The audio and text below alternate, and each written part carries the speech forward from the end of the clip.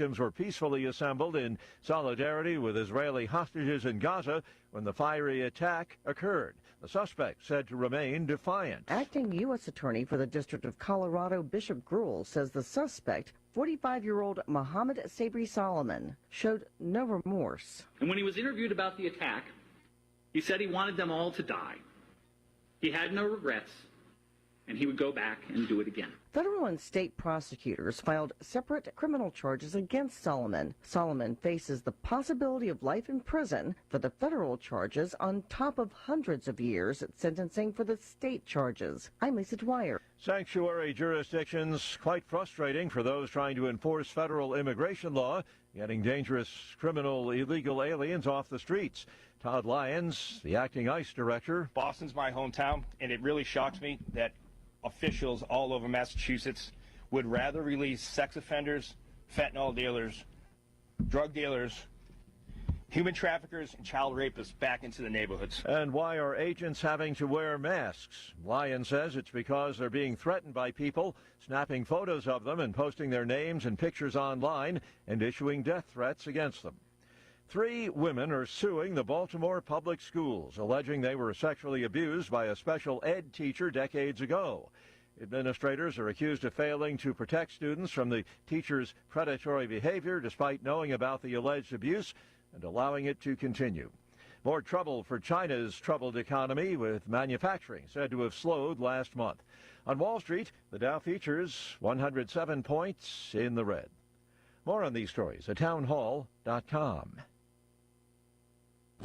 The following is not an actor, but a real-life story from Trinity Debt Management. I'm Claire from Trinity Debt Management. I'm a counselor, and the reason that I love working for Trinity is because I get to help folks with one of the hardest problems a family can face, and that's financial difficulties. In this day and age, everything is going up. You have higher utilities, higher grocery bills, higher fuel, and those credit card interest rates have gone up as well. We can help you with that.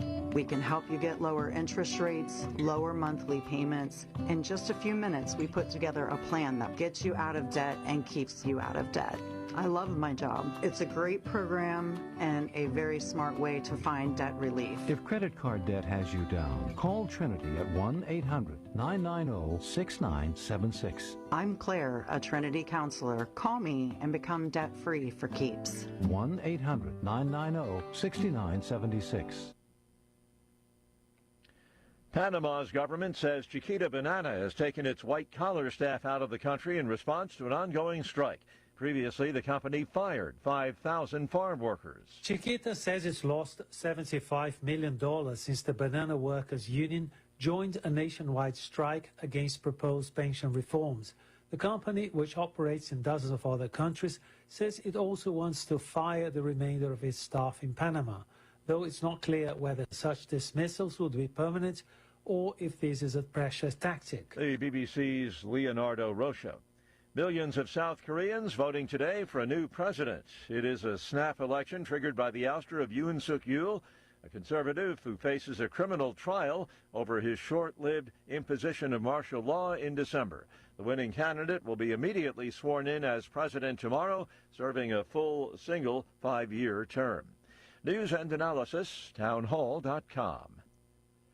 The Atlantic hurricane season's officially underway, and the experts offering their best guess as to what kind of season it will be. The National Oceanic and Atmospheric Administration says it expects between 13 and 19 named storms this year, and that up to 10 could become hurricanes. They expect at least 3 to become major storms, with winds topping 110 miles an hour. Hurricane season began June 1st, but the National Hurricane Center is not expecting any cyclone activity over the next 7 days, and you can thank Saharan dust for that. Forecasters say it's helping to keep the tropics calm as it moves across the Atlantic. Tasha Stevens reporting. Space weather forecasters say northern lights may be visible in parts of the northern U.S. following weekend solar storms. The sun is at the maximum phase of its 11-year activity cycle, making auroras more common and widespread and, in some cases, impacting radio reception. More on these stories at townhall.com.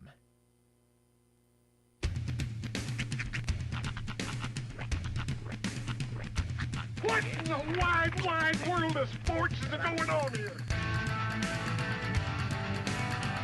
I promise you, whatever scum did this, not one man on this force will rest for 1 minute until he's behind bars.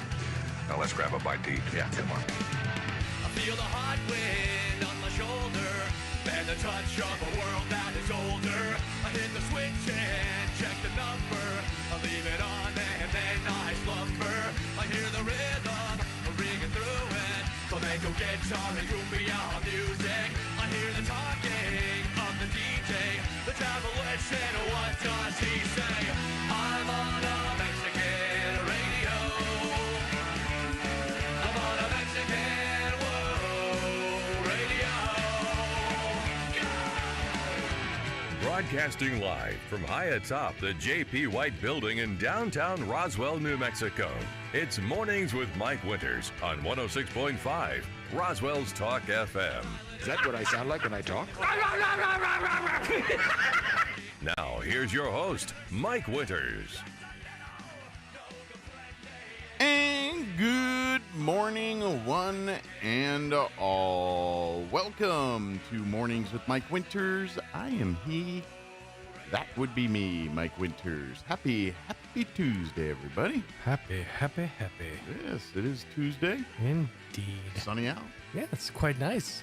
Summer. Quite the June morning.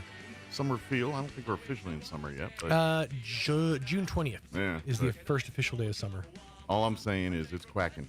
Oh, no, it's very much here, much in the same way that spring arrived like a month and a half early. Yes. You know. In like a lion. Yeah. Out like a lion. Out also like a lion, yeah. But just a lion that's pretty done with it all. That's right. Like that lion that's like already ate, like just sprawled out on the Sahara out there. That a tasty looking hyena could walk by him. He looks up and goes, "I'm good. Today you live." Yep, that's the lion that we are, and we leave this season. But yeah, I hope everyone's having a wonderful week absolutely. So far. I know it's now we're in that time of year where it's not holiday, but it feels holiday all the time because you know it's summer. Well, for them, and I think a little for you as well because you live with a teacher. So yeah, and she's home now, so it's kind of a different feel in my world where she's home all the time, which is nice. And you know, come home like that. Although. Careful. Careful now. Although it does become spending season for us. That's I was going to say, see, you can't leave it at although and then just move on. That's not going to fly. Summer's more expensive, that's for sure. I can see that she's listening right now, so I'm just saying.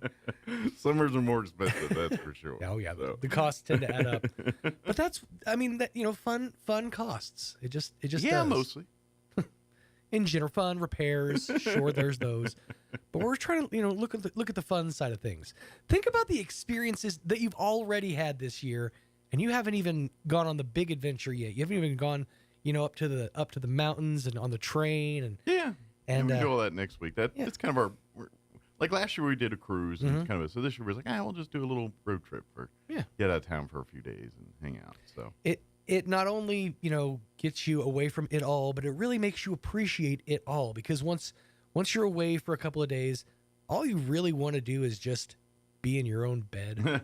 Yeah, sometimes. You're just like, oh, this is nice, but boy, I miss my bed. Well, and this is where, in theory, I could get behind being like an RVer. You know what I mean? Like if I was retired and because I do like to go see places and things, but like you said, your own bed. Now my own bed is in a mobile vehicle. Now I gotta say, I've been really like on a kick lately watching these tiny house constructions, and I watched one yesterday. A guy took essentially an old U-Haul, a box truck, and turned it into, a not attractive home. Yeah. It was. Obviously, there were some concessions that had to be made for space and stuff, but it had everything. Did it have a shower and a toilet and all that? It had a compost toilet inside that you could move out, and the bathroom was waterproofed. Yeah. And that room had a shower. So it had a shower and a toilet on site. It had one bed, and then on the part of the box truck that goes up over the cab, yeah. there's another bed. So Okay. it's technically it sleeps 2 Okay. or 4 because they're full size. Kind of like if you had a camper, beds. they use that like if you actually buy a camper, Mhm. like a lot of times they'll have a sleeping Right. space above the driver. Now the kicker was the guy made it all from stuff that he either recycled or found repurposed, and Yeah. he basically did the whole thing for $754. Nice. Yeah, it's pretty impressive when you see the thing. Yeah. So something like that. How much was it again?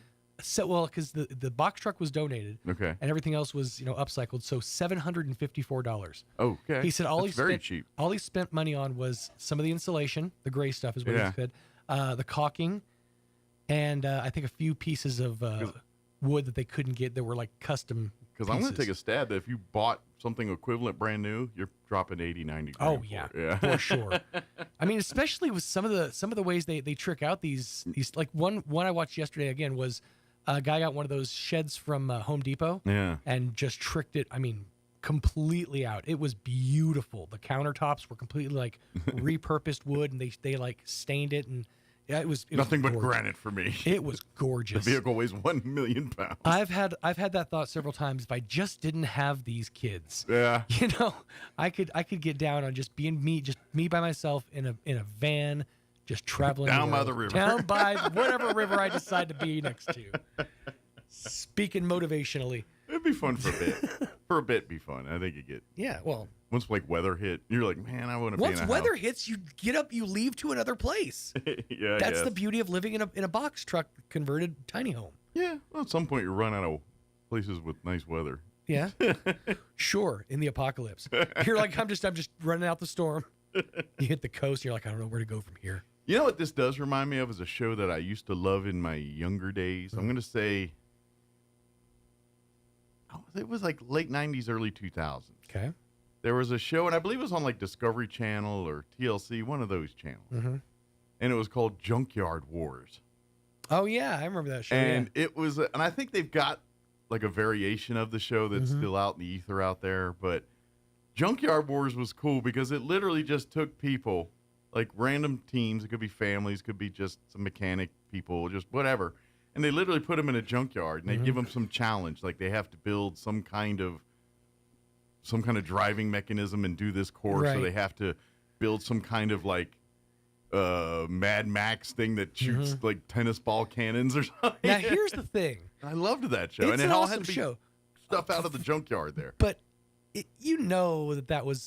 junkyard was Loaded. sweetened. Oh yeah, sweetened I'm up sure a they bit. loaded the pot to make it. But nonetheless, it was just I loved that.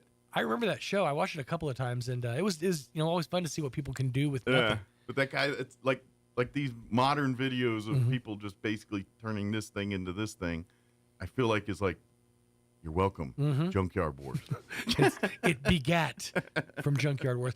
And Like all you BattleBot nerds should thank the likes of guys like Nick Foley, who way back in the day when this thing was, kind of in its infancy, when it was just this weird show on Saturday morning for an hour, and Nick Foley, and they basically, do you remember the original like BattleBots? Like, Oh, yeah, with yeah, Nick yeah. Foley, because they used to have like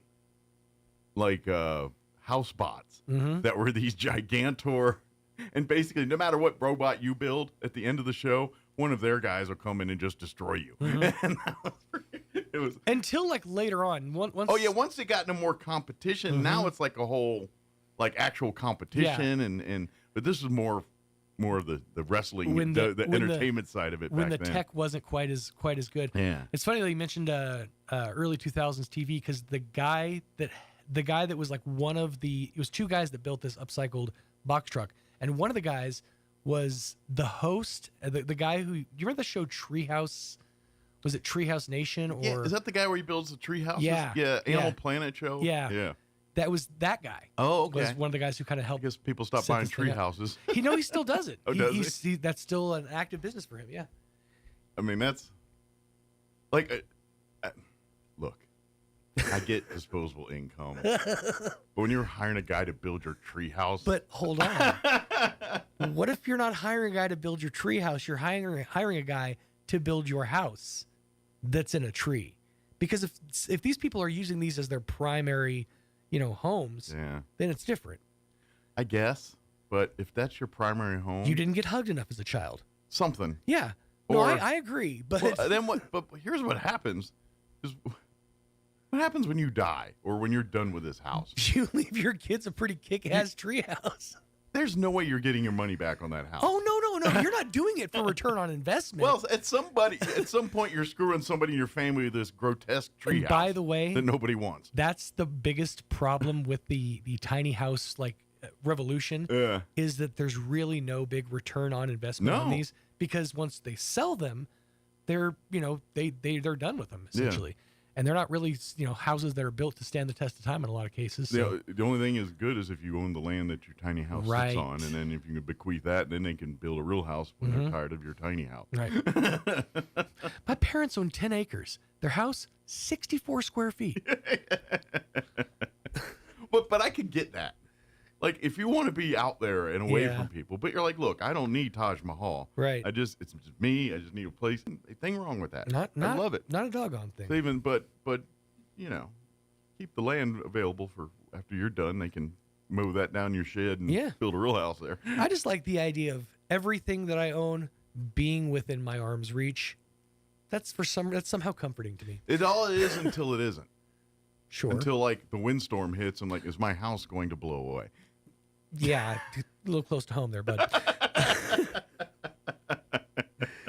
I've spent more time than most people should considering the grip strength of cinder block on top of cinder block. I thought, well, there's a lot of grip there. With cinder, they tend to grip pretty tightly, especially when thousands of pounds of mobile home are placed upon them. Sure, is my defense. The wind is pulling the cow through the air is not going to impact Oh, that nook and cranny there. That cow didn't have cinder blocks under him. That's the key to survival. That's right. Cinder blocks. All comes down to cinder blocks. That's the official tool of swimming with the fishes in the wild too. That's why because you're good. All right, let me give you the rundown. We got a full slate for you for today's show. Robert Sherman with the Walker Aviation Museum is going to join us here for his monthly visit in just a few minutes. And good news, in case you have not heard. Yes. As of yesterday, the Walker Aviation Museum at the Roswell Air Center is now officially back in business. Yes, sir. So we'll get the update from Robert here in just a few.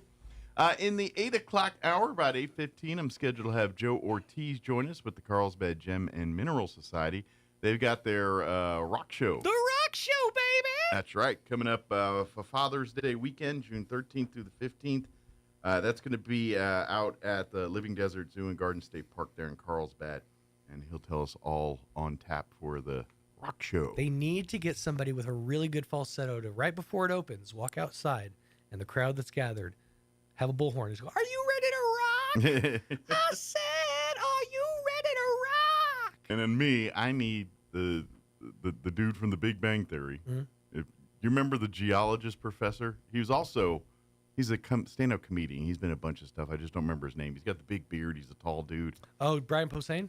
Yeah, I think you're right. That's the him. guy who talks like that. Yes. Brian Posehn. He's a geologist in Big Bang Theory. He's been throughout the whole season. He's kind of in and out from that show. But there is a time where he's hitting on and kind of interested in Sheldon's.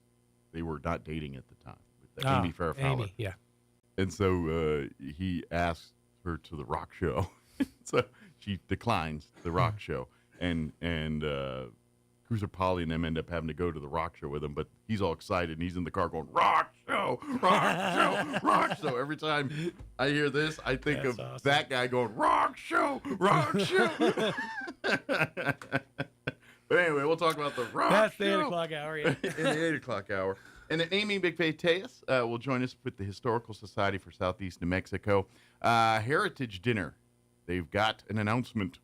We've come to a decision. And so she'll announce that and give us an update on what's happening with the Historical Society, other things as well. But first, before we do any of that, your weather. It's going to be hot and stuff. I'm meteorologist Steve Hamilton with your Pecos Valley weather. Upper 80s to mid 90s on our afternoon high today. We will have a little bit of cloud cover. Low pressure still hanging around. Shouldn't see any rain though. Overnight, some clouds, our lows near 60, and then we may get a shower or thunderstorm at least around the Roswell area tomorrow. Mix of sunshine and clouds, and it will be slightly cooler, highs in the mid 80s. That's your latest forecast. I'm meteorologist Steve Hamilton. Thank you, Steve. Currently 66 degrees here in Roswell. Humidity is at 65%.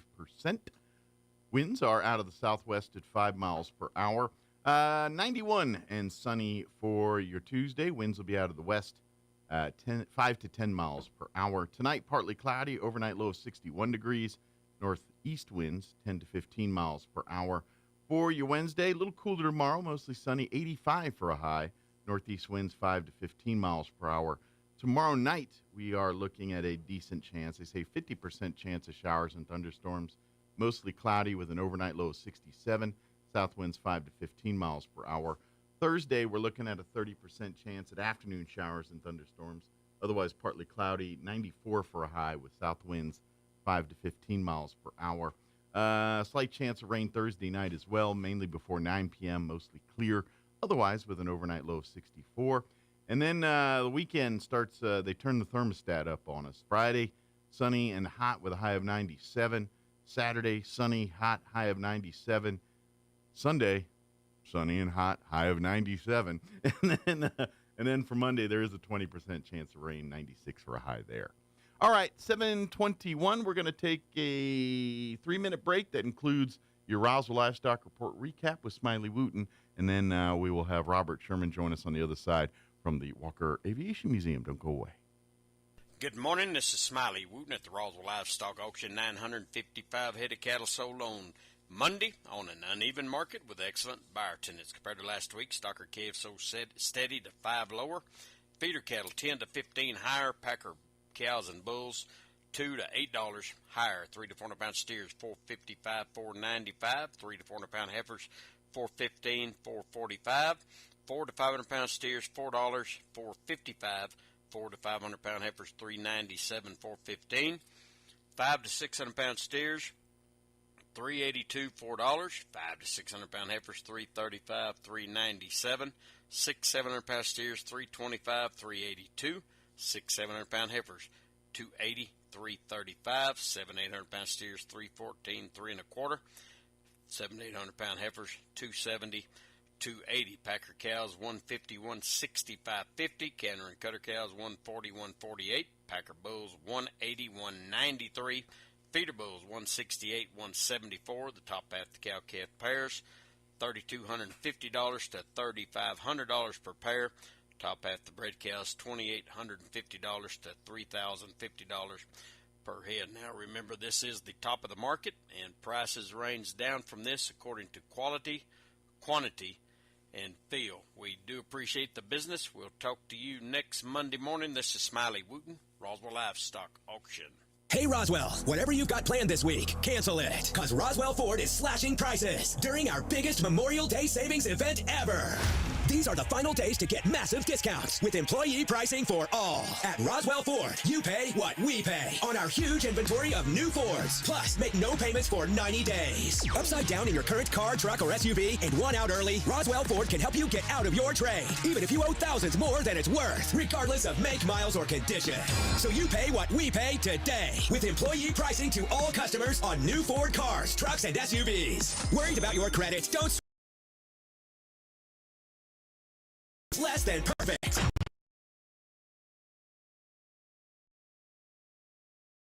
We'll do whatever it takes to make a deal. Get on board at Roswell Ford. 821 North Main Street in beautiful Roswell. Call 575-623-3673 or online at roswellford.com.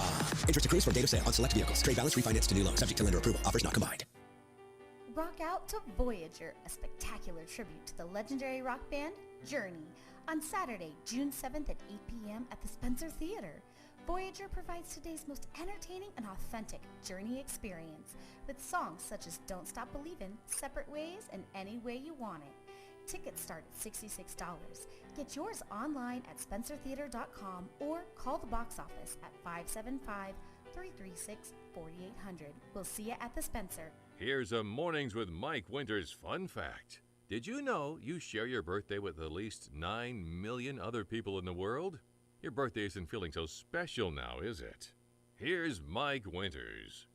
And good morning. It is 25 minutes after 7 o'clock, and joining us in studio this morning, Robert Sherman back with us with the Walker Aviation Museum. Good morning, sir. How you doing today? Good, Mike.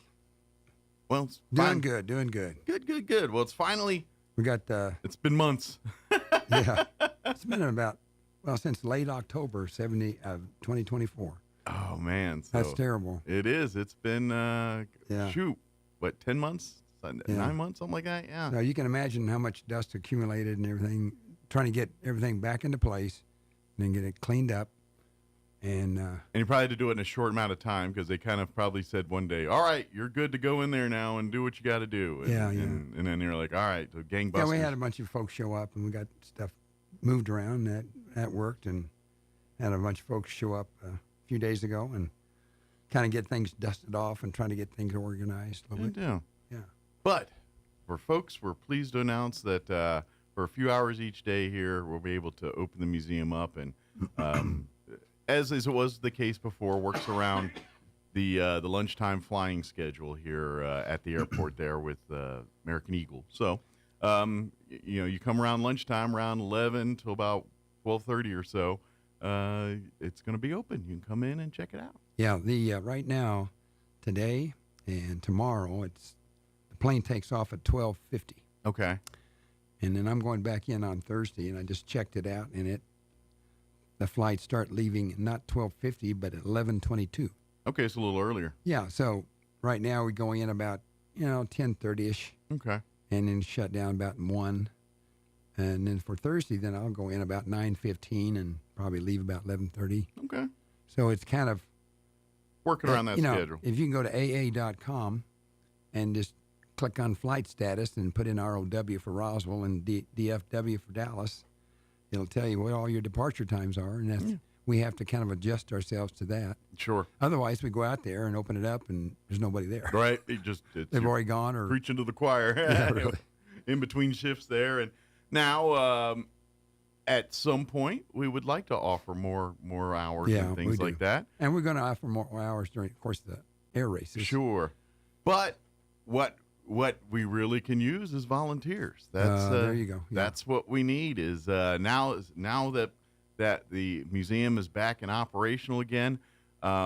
We would love to get volunteers to serve whatever it is, a few hours a day, serve as docents there. Yeah, we almost had a new person to help with the museum, and she came and waited, and we were closed for 6 months, 7 months. So I called her the other day, and she said, "Well, I've got a couple other projects I'm working now." Yeah, that's the problem is idle hands. They're going to get busy quick. So. Yeah. So, but if you are looking for something to do, especially now that the summer's here and you're thinking, man, I got some time on my hands, I'd love to get involved with something like that. Yeah. Come on down to the museum. Come out. During the days here. Come around 10, 11 o'clock here, and you'll see Robert or one of the other volunteers and have a conversation. Well, the other day we were working a kind of interesting story. We were trying to clean up, and the main big screen door dropped. It's not. And we just had the side door open as far as getting in and out. So when people walk up, and you see people kind of coming up against the screen, kind of like a dog looking in. Sure, yeah. Window shopping. The guy was looking in, and I said, we were just doing some stuff, cleaning up, and I said, just go ahead, come around the corner and just come on in. Yeah. Look around. Because he said he was stationed here and did all this stuff and had all this connections with Walker. So he came around, and he was talking to me, and he was facing kind of toward the south wall, and he was talking, and then all of a sudden he couldn't talk anymore. And he said, "I'm sorry," and he was starting to tear up. Oh, get emotional. And he was looking at the big patch we have on the wall of Strategic Air Command, SAC. Mm-hmm. And he said, "I'm sorry, I was just really attached to this." And he lives about 40 miles out west of Artesia. Okay. And out in a ranch, but he hadn't been in, and seen stuff like that, and it just kind of hit him like, wow, all the memories came back to him. And so I went over there and grabbed a couple of sack pins that we have, and I gave them to him. I said, I'll take these, and here's a Walker pin. And then it even more emotional than he was before. That's cool. This guy was a B-52 engine mechanic.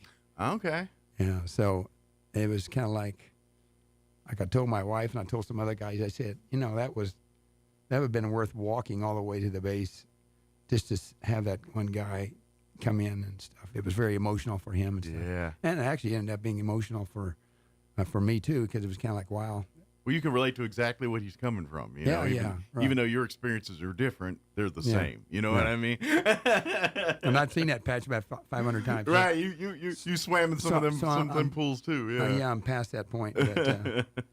But he said, I'd be glad to come out and help you guys clean up and give me a call, and I could possibly come out and, open the museum sometime. And that'd be awesome. So I think he's, out toward Hope.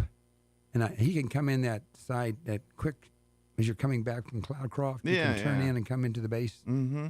Yeah, so anyway, we'll get a hold of him. And it was a real pleasure talking to him. And sounds like I think he'd really enjoy that. Yeah, I think, he got married here and everything, and his wife had just passed away a couple of months ago. And, so he had a lot of stuff on his mind. And so I was thinking, wow, I'm just really, really glad I saw you on the thing, and I'm glad I asked you in. Sure. Yeah.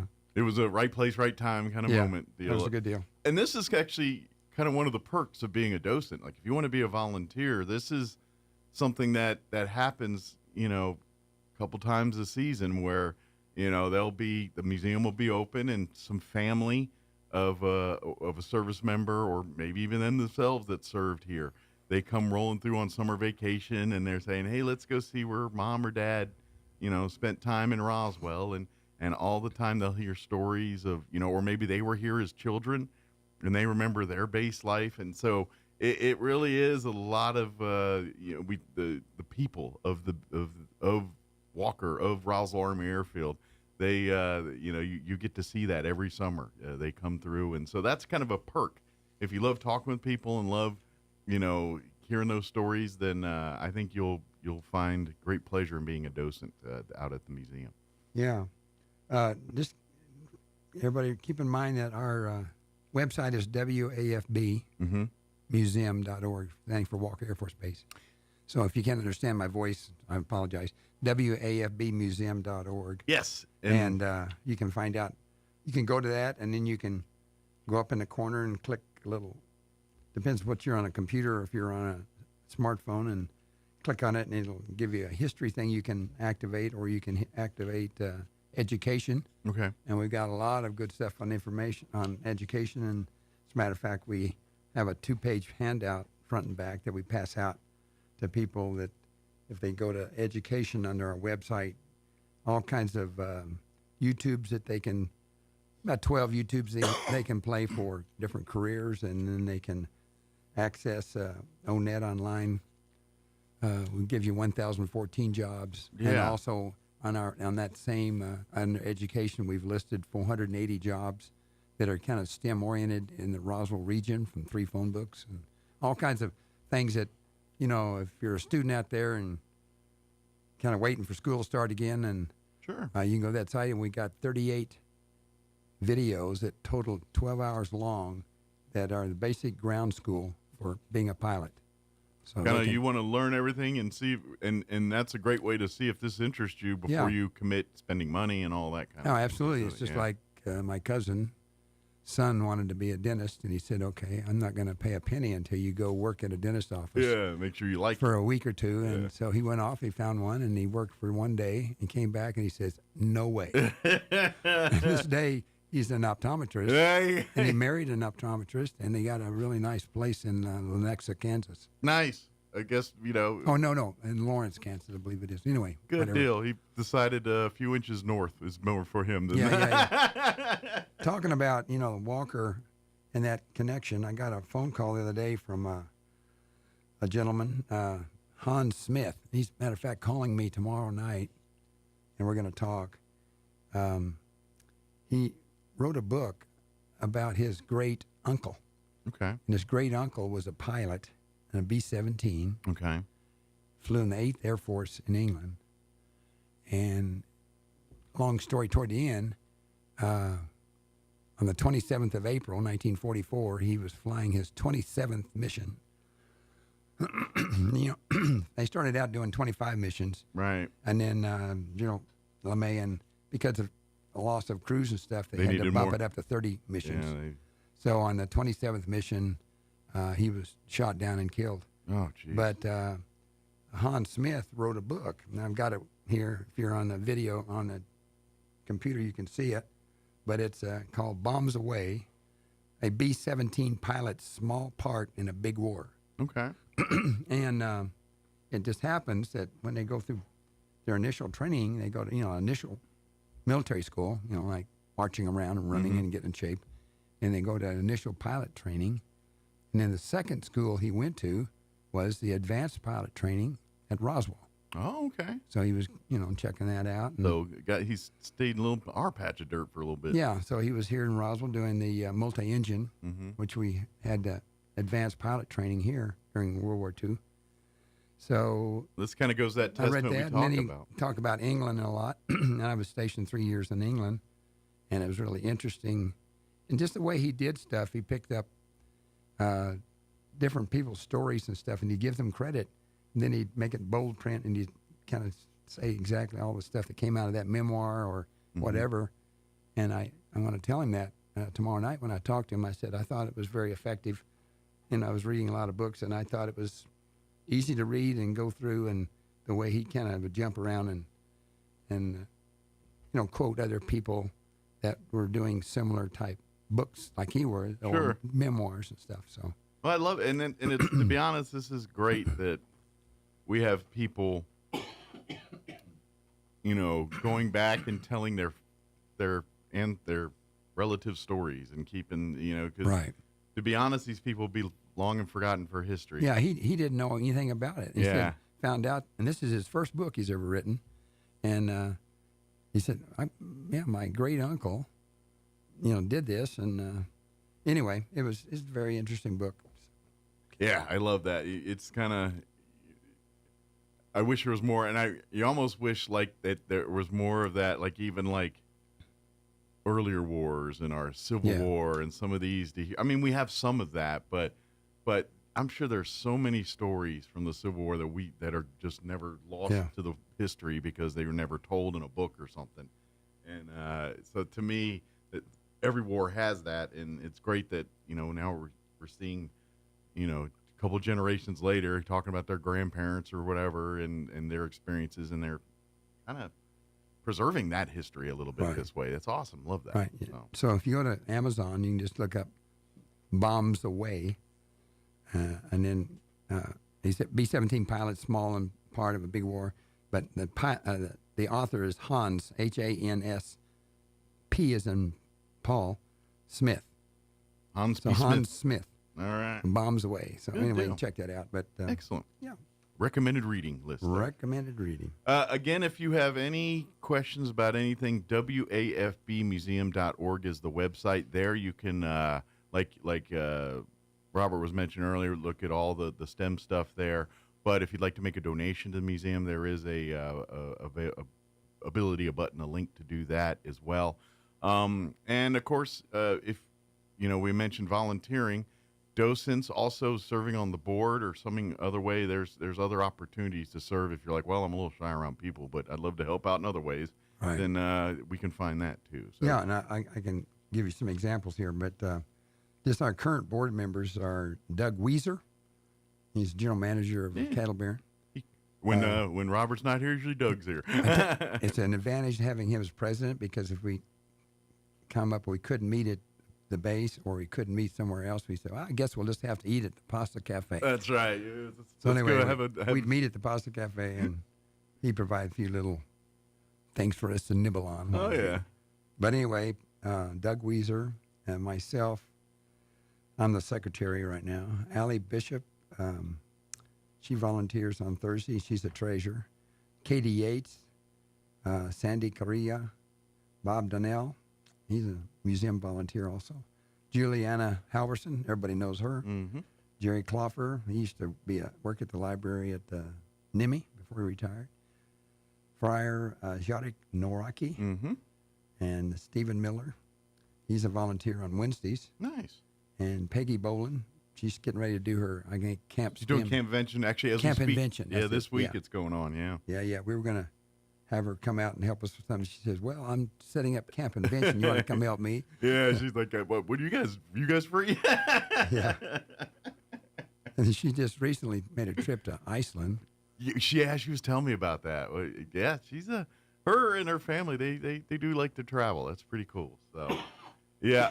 But, this week she's tied up in STEM and STEAM-related projects out at the Catholic Church there. So Right. All Saints. And Allie Bishop is not right now volunteering because she had a little episode where she was visiting somebody and was taking the dog out to the back, had a leash in her hand, and as they stepped out the door, there's a rabbit jumped out and the dog took off. Uh-oh. And right now she's waiting for surgery to have her upper part of her tibia repaired in her kneecap area. Got taken on a ride. But she's in good spirits and stuff, but she's kind of out of, Sometimes dogs she's not do out it, jogging around the block right now. She's not ready to run a marathon. No. So, anyway.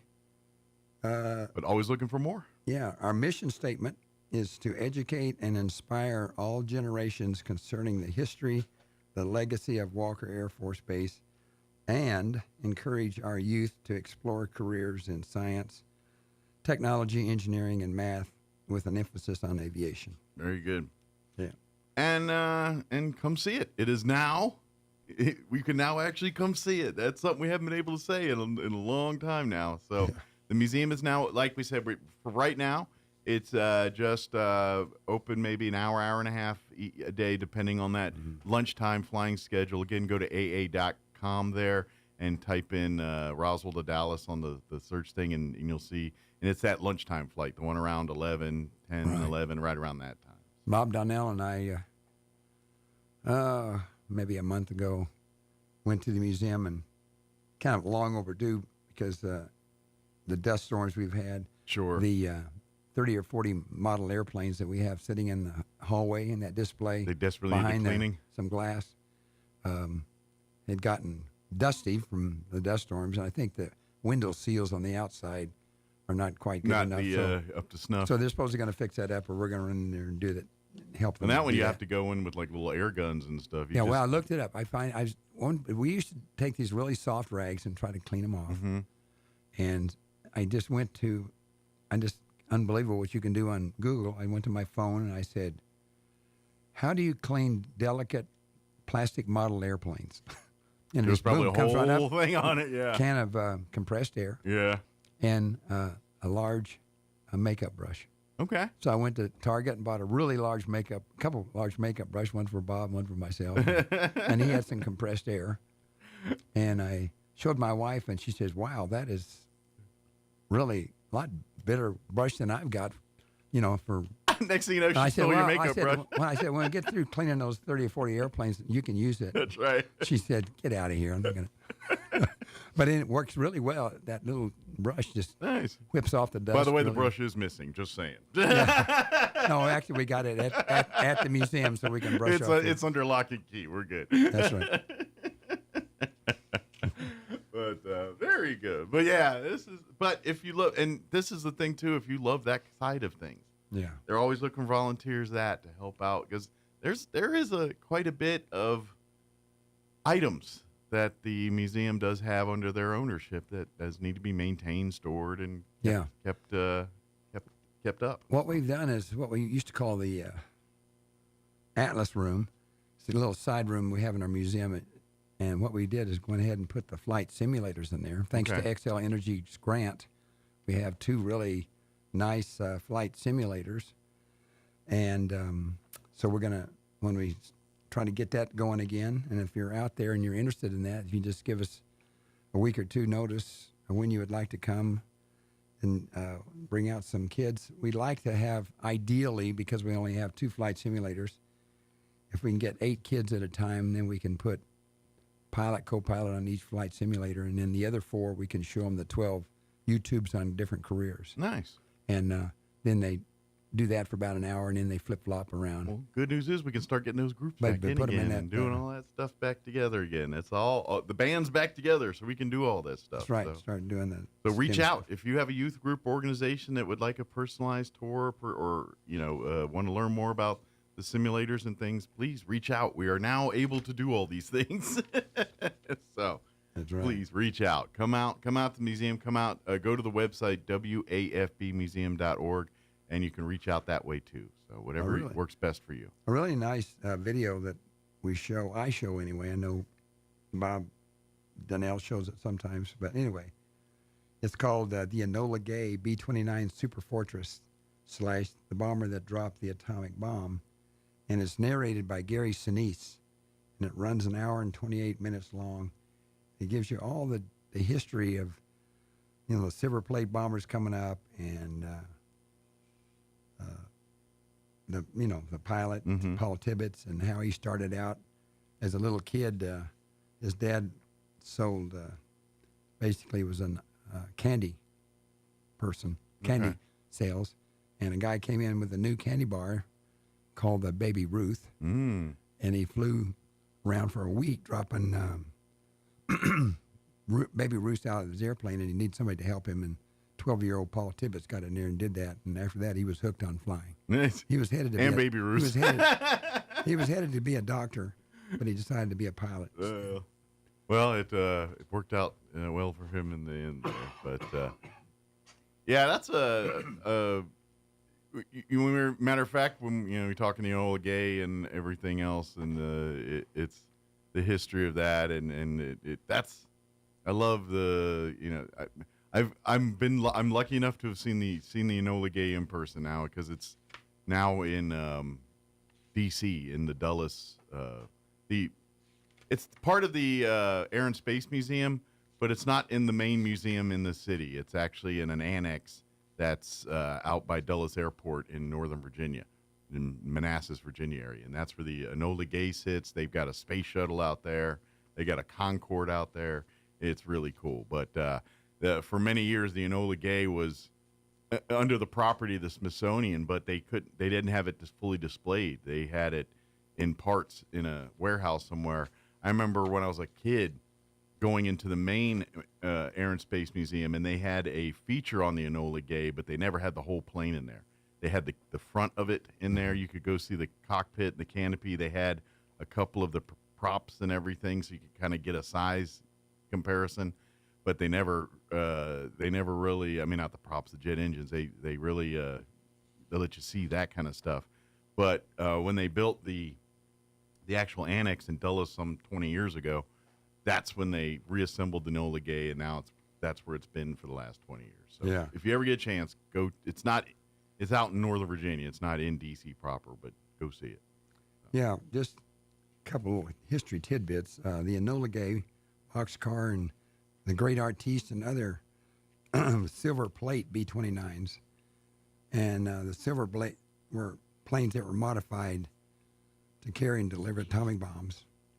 And when I say that, the Silver Plate one had all their guns removed except for a tail gun, and some other items removed from the aircraft, saving about 7,000 pounds. So it made the plane a lot more maneuverable, and it could fly at 30,000 feet. And when it dropped the atomic bomb, it could dive about 2,000 feet and make a hard left turn or right turn and be able to get hopefully about 9 miles away before the bomb went off. That's the thing is you drop the bomb, and then you got to get out of the blast radius. Yeah. And when you think about that, nowadays, if you have a regular bomber and you just dropped a hydrogen bomb,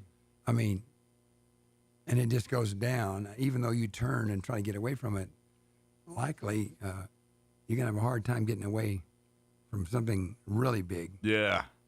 They had a hard time because even at 9 miles, that would kind of shake the plane Still up. feeling that, yeah. Where a hydrogen bomb, hundreds of times larger, would destroy the airplane that dropped it. Yeah, and it's all, and then depending on the type of bomb, sometimes they have to dive it in, sometimes they have to do it from a higher, and they'll use something to slow the bomb's descent, so it allows more time for the aircraft to get away. Sometimes you'll see parachutes on a bomb. They're really trying to slow its descent so the aircraft has time to get out of the blast radius. And so, nukes, that was probably something they had to figure out. All right, how far do we got to get before we're safe in the plane? When they flew the atomic bomb missions, they flew out of Tinian.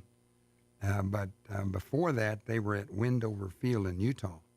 There's some misconception that a lot of folks, the Enola Gay boxcar and those planes that dropped the atomic bombs came from Roswell. And they did not come from Roswell. They came from Wendover Field, but they returned to Roswell Army Airfield after the war. They spent time here, but they weren't assigned here at the time they were doing what they were famous for doing. Because during World War II, Roswell was totally a training base for advanced pilots and bombardiers. And they trained about 14,000. They never flew missions out of here. They weren't combat ready. They're basically training them to send them on to their combat squadrons, basically. And Butch Blanchard, who was here during the 1947, he was a wing commander at Roswell during the flying disc or saucer event that occurred north of Roswell. Yes, the ledge thing. Yeah, he was the operations officer at Tinian when the atomic missions took place. And he, Butch Blanchard, and Curtis LeMay initially felt like, our crews can drop that atomic bomb. So Paul Tibbets said, well, I'll tell you what. He took up Butch Blanchard in his aircraft during one of the practice drops when they dropped this pumpkin bomb. Mm-hmm. And they got up there, and then they whipped that plane around and made a high diving, to get out of the way. And long story short, when they landed, he said, you guys can take this mission. Well, we realized that this is a little bit more complicated than we thought it was. Right. It's out of our realm here. Yeah, that's kind of like, okay. And a couple of interesting things that when they're dropping those practice runs with large, what they call pumpkin-shaped bombs, and it was full of regular explosives, and they would do that. There was a couple episodes when they dropped the bomb went off about 10 seconds after they dropped it. Ooh. And they're thinking, okay. They would have been vaporized if that was the atomic bomb. Yeah, that would have been a bad day. So there was some things like they were a little anxious when they dropped the bomb, saying, okay, this don't go off until like about 43 seconds, and it gets down further. So definitely makes you think about, yes, there was a lot of smart people doing a lot of smart things, but at the end of the day, there was a little of that old Looney Tunes Bugs Bunny cartoon where the bomb is going through and he hits it on the head with a hammer, and if it doesn't go off, he writes "dud" on the side. I mean, there's a little bit of that going on too. Yeah. But quickly before we leave for the day, just kind of remind people, over the past years, we've had a lot of support from the Pioneer Bank, Featherstone Development Corporation, Glenn's Furniture's given us some stuff, 6th Bomb Wing Reunion Group, David Petroleum Corp., Joe Murray, and just other folks that provided funds for us to keep, the reason the museum's still keep with our us. doors open and keep the stuff there. So, and also we've had some people that, like Ron Lynch, just built a lot of model airplanes and some rockets and stuff for us that we have on display. So, good deal. Really appreciate it. And if you'd like to get more involved donating, if you're listening, we can always help out. Again, wafbmuseum.org. There is a donate now button there. Or if you'd like to reach out and do something more, sponsor something like that, please don't hesitate. They can always use more of all of that. So, and on display right in front of the door as you walk in on the north wall is the Japanese, German, and Russian rifles from World War II. And that's one of the first things that the guys walk to. They come in the thing and they walk straight over there. And, it's not necessarily a Walker Air Force Base thing, but we've got a lot of little odds and ends. It turns ahead and it gets people interested. So, love it. That was donated by a guy up in Rio Doso. Nice. Yep. Well, good deal. Well, good news. Again, this is as we started the interview, the Walker Air Force Base Museum our Walker Aviation Museum is back open. One day, about an hour and a half each day here during that lunchtime flying schedule. Again, to go to AA.com and type in Dallas, Roswell to Dallas, and it'll get the flight schedule there. And it's usually around that 10:30, 11 o'clock time frame. And come on by. It's free. Come check it out. See it. It's there right there in the air terminal. And, of course, if you want to learn more about youth groups coming in, or if you want to, learn more about the STEM side of it or the flight simulators, wafbmuseum.org. You'll find all of that. And if you're wanting to volunteer as docents or serve on the board or any capacity, come on down. Love to have you. Always looking. There's some really cool perks and fun things you get to do as being a volunteer there, too. So definitely take advantage of that. So, did we get it, Robert? I think we got it.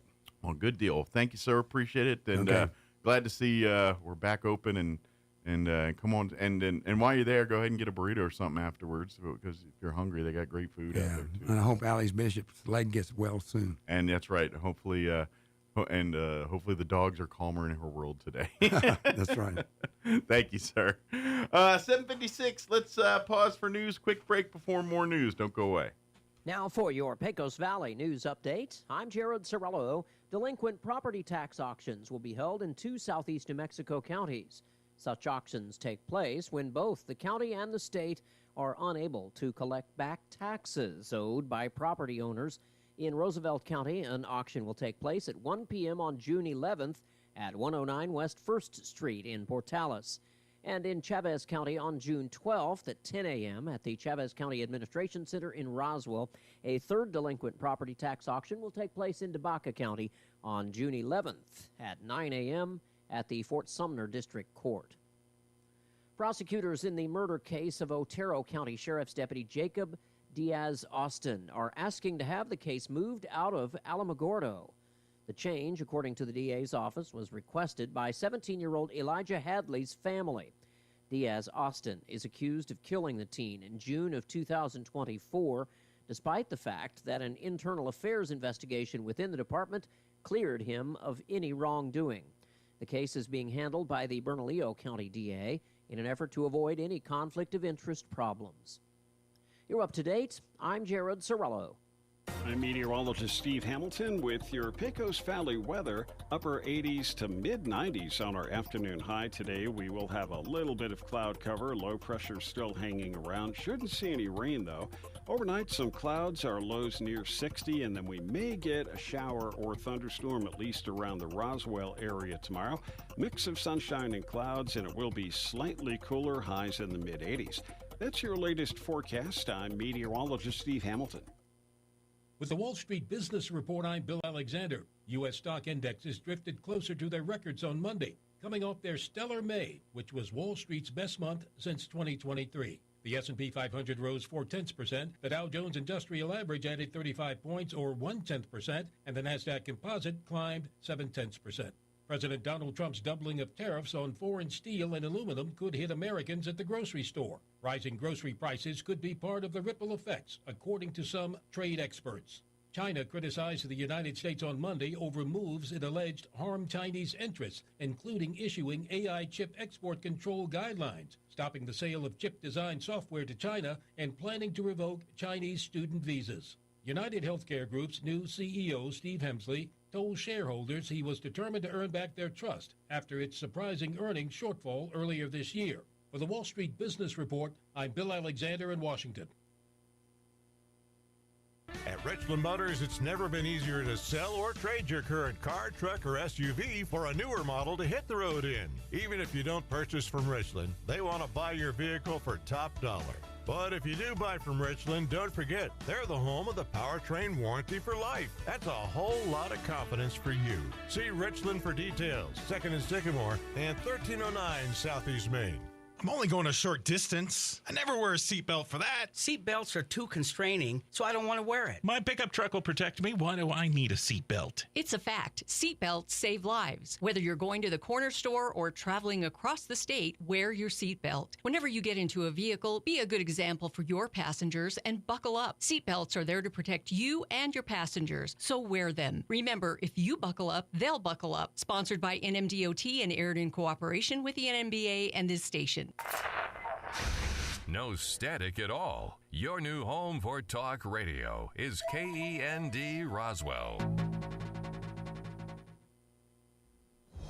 News this hour from townhall.com. I'm Rich Thomason. A variety of state charges and a federal hate crime charge lodged against the man accused of the horrendous attack in Boulder, Colorado.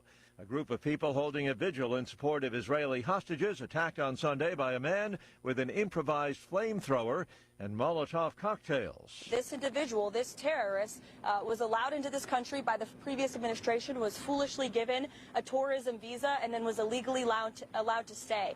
These individuals are going to be deported, and we're not going to tolerate such violence in our country. White House Press Secretary Caroline Leavitt referring to the suspect, 45-year-old Egyptian national Mohammed Sabri Salman. A dozen people were injured in the Sunday anti-Semitic attack. According to acting U.S. Attorney Bishop Gruhl, Salman said he had no regrets and says that if given the chance, he'd do it all again. The White House says President Trump will likely talk trade this week with Chinese President Xi Jinping during a phone call. Trade tensions between the two countries have recently spiked. Comprehensive ceasefire for Ukraine remains elusive. Negotiators met yesterday a second round of talks. They could only agree to exchange their dead and seriously wounded troops. This despite President Trump's attempts to end the bloodshed. Time has passed, and despite huge amounts of diplomatic effort, it doesn't seem to be showing any particular results for the U.S. at the moment. And despite having also made a number of concessions and angered the Ukrainian government a lot with the kinds of things Donald Trump has been saying they will have to give away, it doesn't seem to have moved Moscow, and they seem to be waiting for something else or something more. The BBC's Gary O'Donnell. It's been a fairly quiet day on Wall Street so far. Right now, the Dow trading about 64 points higher. The Nasdaq is up 78 points. The S&P ahead too. More on these stories, townhall.com. Here's an important message from the Diabetes Solution Center. Do you like pricking your fingers to test your blood sugar levels? No one does, but it's important to maintain your health. And now, by wearing a small remote device called a continuous glucose monitor, or CGM, you don't need to prick your fingers anymore. It's easy to use and helps you make more accurate diabetes treatment decisions. If you are testing your blood sugar 3 or more times daily, injecting insulin, or using an insulin pump, call the Diabetes Solution Center right now. And if you have Medicare or most major insurance coverage, you may be able to get a new CGM at little to no out-of-pocket cost. Shipping is free, and we'll even bill your insurance company for you. If you are testing your blood sugar 3 or more times daily, injecting insulin, or using an insulin pump, call the Diabetes Solution Center right now to learn how to end the painful finger sticks and get your own continuous glucose monitor, or CGM, at little to no out-of-pocket cost. It was the best show in town. Mount Etna in Sicily sent a huge cloud of smoke and ash several miles into the sky. Experts say part of the southeast crater collapsed, resulting in hot lava flows. It was the 14th eruptive phase in recent months. Despite the fiery show, local officials say it posed no danger to the population. The area of danger was confined to the summit of Etna, which was closed to tourists as a precaution. Sicily's president says lava flows emitted in the eruption had not passed the natural containment area. I'm Ed Donahue. Millions of South Koreans voting for a new president today in a snap election triggered by the ouster of Yoon Suk-yeol, a conservative who faces a criminal trial over his short-lived declaration of martial law in December. Since then, South Korea has been embroiled in political turmoil, and many voters going to the polls say they're anxious for a return to normalcy. News and analysis, townhall.com. A Houston Astros pitcher gets an apology from a man who had threatened his family. A man who made online death threats aimed at the family of Astros pitcher Lance McCullers Jr. lives overseas and was intoxicated at the time. He told Houston police he was sorry for what he had done. McCullers received threats on social media directed at his children after a poor start against the Cincinnati Reds on May 10th. Police said the man who made the threats was identified during an investigation. Because no charges have been filed, police are not disclosing his identity or where he lives. Keith Peters, Washington. Energy Secretary Chris Wright says President Trump wants to double the amount of oil that's moving through Alaska's 800-mile pipeline system.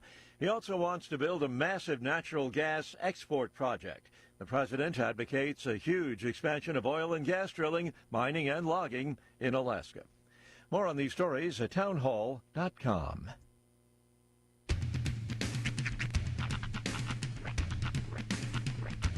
What in the wide, wide world of sports is going on here?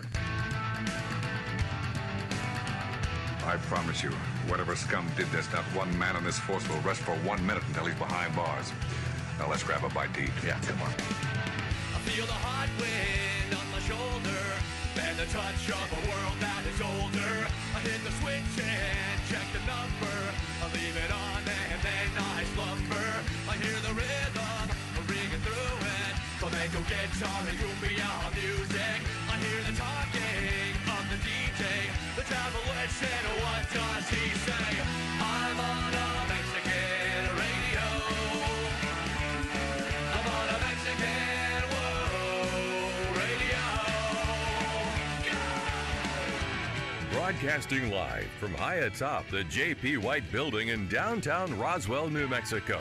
It's Mornings with Mike Winters on 106.5 Roswell's Talk FM. Is that what I sound like when I talk? Now, here's your host, Mike Winters.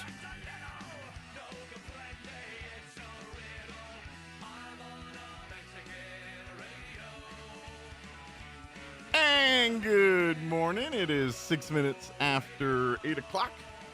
Welcome to hour number 2. Los Dos. Of Mornings con Mike Winters. Right here. Right. Espanol, not second language. Con queso. Right here on 106.5 Roswell's Talk FM. See. Yes. I don't remember what the commercial is or the context, but I think it used to run on maybe the Rush Limbaugh show, and this was back when I was like a kid when my dad listened. But I just remember SOC, KS. Oh, yeah.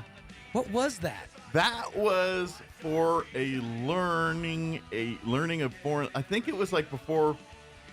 I'm not sure if it was an early Rosetta Stone commercial. Okay. Or something like Rosetta then Stone. Then there's Muzzy. Yeah. Do you remember Muzzy? No. That's village une vie. Yes, that's French these children are speaking. And no, they're not French. They're American. And they learned this. They acquired their amazing language skills through Muzzy. Yeah. Yeah, that was the BBC's language learning. The SOCKS. Yes, that was spell socks. SOCKS. SOCKS. Yeah. I'm not sure if that was an early Rosetta Stone ad, maybe, or it was a knockoff version of that. Probably but something along those lines. I do remember those during the Rush show. SOCKS. I know socks, therefore I know Spanish. That's right. Yeah. I can ask where the bathroom is. I as a particular fan of the genre of early animation, early 1900s animation, particularly Warner Brothers animation. I got a bone to pick with you, sir. Me? Yeah, you. What'd I do? Yeah, you. Okay. Because take a number.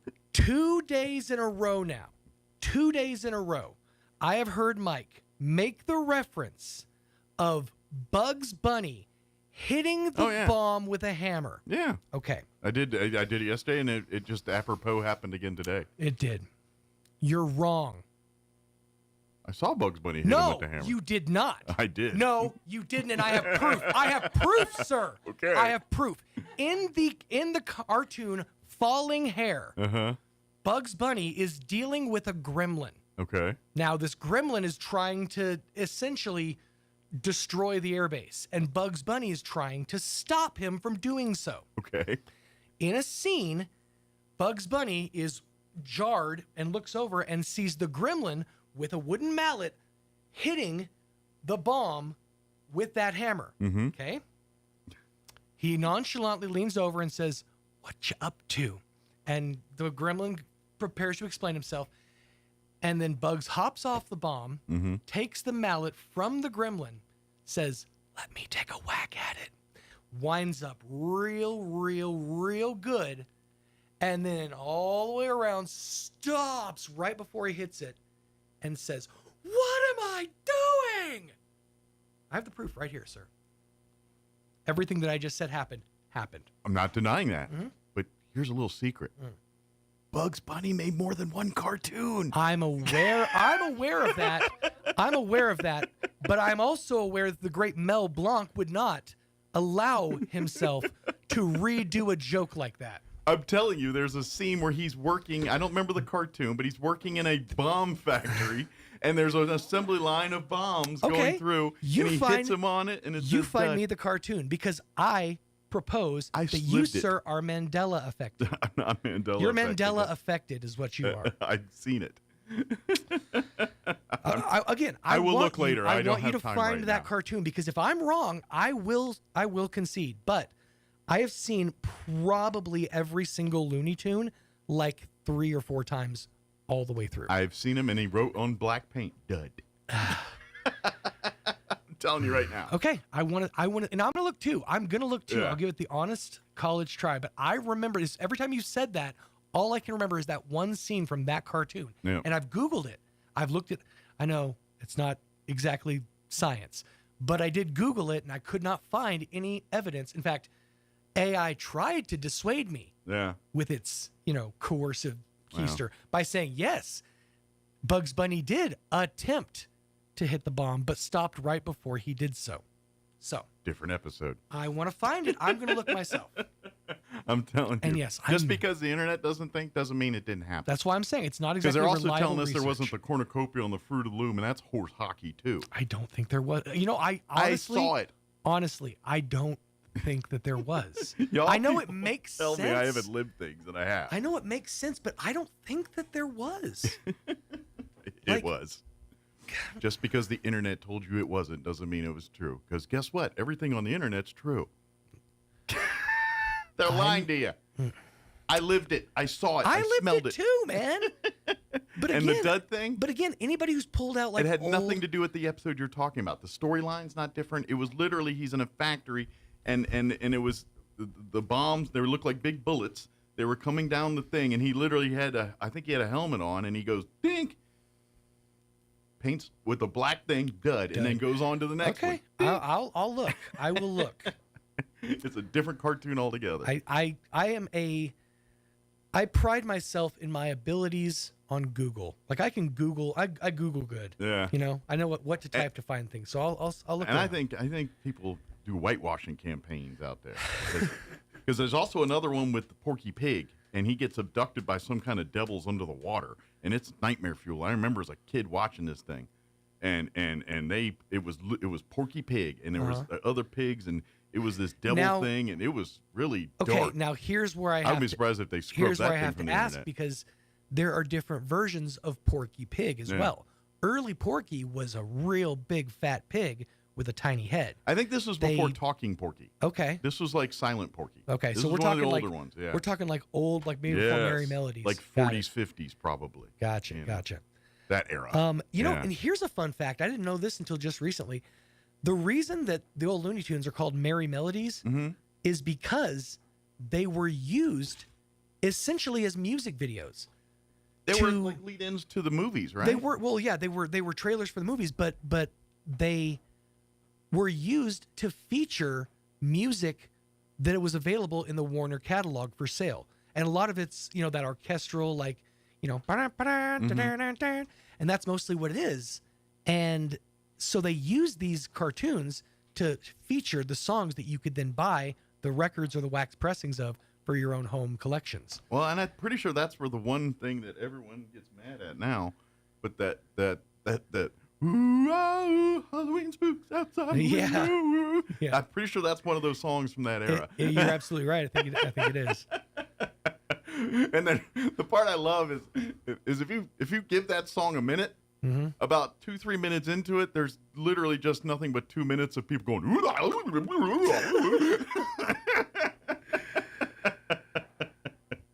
ooh. It's pretty good. So yeah, but I'm gonna look. I'm gonna give it the old college try because I distinctly remember seeing it multiple times. That can't cartoon spell where distinctly without stink. All right. I guess is any guest here? Anybody here? I haven't seen anybody yet. Anything? No, my phone has not done anything. Okay. Well, we are scheduled to have Joe Ortiz join us with the Carlsbad Gem and Mineral Society because coming up here, Father's Day weekend, June 13th through the 15th, is the Carlsbad Gem and Mineral Society are having their 2025 Carlsbad Rock Show. The Rock Show. And it's going to be at the Living Desert Zoo and Garden State Park. They'll have geodes, beads, minerals, fossils, petrified wood, gems, meteorites, carvings, jewelry, and much, much, much more. So much more. Yeah, plus they're going to have silent auctions every 15 minutes. Stuff for the kids, including a Wheel of Fortune. Wheel of Fortune. That's copyright, can't say that. The story time with Michelle. And Friday and Saturday at 11, they're going to have door prizes. And on Sunday, the best of all admission is free to the rock show. Doesn't cost a thing. Right. Proceeds benefit the College Fund for Lapidary Equipment, Supplies, and Training at the North Mesa Senior Center. Lapidary is like rock study. Yeah, they polish rocks and study rocks. They study rocks, Lapidary. but it's also diamond cutting. Come to find out. That is the art of lapidary, is the art of molding a diamond from a unformed stone into a pretty what do they use to cut diamonds? Other diamonds. No, I don't know. I honestly don't. Isn't like the hardest thing, and like can a saw blade cut a diamond? I think that they have lasers. I think that they have like diamond coated like blades. Iron sharpening iron. Yeah, diamond. That's a great question. Yeah, I don't know what's the rule on. You finish that, and I'll look that up for you. But anyway, that's all happening again. Father's Day weekend, June 13th, and Saturday the 14th, 9 to 5, and then Sunday the 15th from 9 to 3, all at the Living Desert Zoo and Garden State Park in Carlsbad. So we'll give him a few minutes to see if he joins us. If not, figure something else out. So. It says that diamonds are cut using a combination of techniques including cleaving, which is splitting the diamond along natural lines of weakness, as well as sawing and faceting. Faceting is done after initial shaping. It involves grinding and polishing the diamond to create the facets and basically the sides and make the diamond shine. So same the way they do everything, just a lot more of it. Yeah. Because I figure maybe they could use lasers, but they've had jewelry around for a long time. They haven't had lasers that long. So what are they cutting? Or have they? Right? Mandela effect back at you, right? Egyptians had lasers. That's right. I've seen pictures. They came off the cat's eyes. They want you to believe that they didn't have lasers. They had lasers. I know they had cable. Mm-hmm. Well, cables. They mostly just... Everyone's like, how did they build the pyramids? I'm like, how did they get satellite in there? Well, okay. So first things first, they watched a YouTube video, right, of how to do it, how to build the stone, how to cut the stones, and how to build the pyramid. And that's they built the foundation off of that. Yeah. I'm always like you know how I don't know, we're in Roswell, and quite frankly, once the sun goes down, the radio programming here changes. But you know how those people think like aliens built the pyramids and all that. I'm like, okay, let's just for a minute say that aliens came and showed the Egyptians how to build pyramids. Mm-hmm. Why? And why that? Like these people have come from Lord knows where, and they're like, hey, we're going to show you how to build a square triangle out of rock. I mean, come on, man, give us something better. I mean, yeah, if you guys y'all are aliens. You have where's the ship that you got? Yeah. I mean, where's that thing? Yeah, how about forward movement and propulsion? Yeah. Oh, no, you can. Here's how to move big, heavy rocks. Theory of relativity. Y'all must have figured it out. Yeah. Now, someone's going to be, well, first you must learn to crawl. Whatever. All right, you're coming in and showing us this. Let's get to the good stuff. Right. And then y'all never came back. Right. I mean, then again, we really didn't do a whole lot to, wow them. Right. Well, true that. You remember when we went to go see the Mayan ruins? Uh-huh. And what they were able to do. Oh, yeah, with the sun and all that? Yeah, with the astrology. Mm-hmm. And how did they have that knowledge? And, I mean, that was just amazing. Well, and again, if it's alien technology, surely they have a watch. They'd be like, build this or hold this. There's a watch. I'm just saying, I mean, they positioned some of the buildings in the Mayan ruins to where the sun at a certain time of the year would beam in and then make the temple. It's just amazing. Well, they're the ones who basically figured out, the trajectory of the stars relative to time itself. And they, up until the Gregorian calendar, they put out the most accurate calendar to, the lunar. How did they come up with that technology? Aliens. No, I just wonder if there was at some point going little to the left, stop right there. There it is. Here's the thing: they had access to ayahuasca, so they probably just went out into the woods, the jungle, started chewing on some leaves, and seeking inspiration. That's now we come up with a lot of things. Or they just built the temple and they said, every time at this time of year the sun goes right to this spot, we're just going to make this a special moment. It's like, no, the moment came after the temple. There's two guys leaning against a fence. One guy eating an apple goes, Jim, a couple of years now I've noticed that sunspot right there. That's right. Goes right through, right the same time every day. What if right we... Now, hear me out. What if we put a beacon there? That's right. We'll call it Sun O'Clock. Sun O'Clock right now. Meet me at 1:30 Sun O'Clock. It means just, a little after the Sun O'Clock right through here. Clouds rolling out. I have no idea what time it is. We're going to call it late to cloudy. How many apostrophes can we fit into this name? Where's my hot chocolate? All right. It is. Oh, it just went to sleep. That's all. It's all good. My computer went to sleep. It was bored. I'll save it to the next hour, but I did have something I need to bring up on the air. Yeah. It's a PSA, we'll call it. I'll save it to next hour, but a public service announcement I think needs to be made. Now what I do? Mike on the mic. Now what I do? What about this morning talking about summers being more expensive? Well, I'm at home. Am I wrong?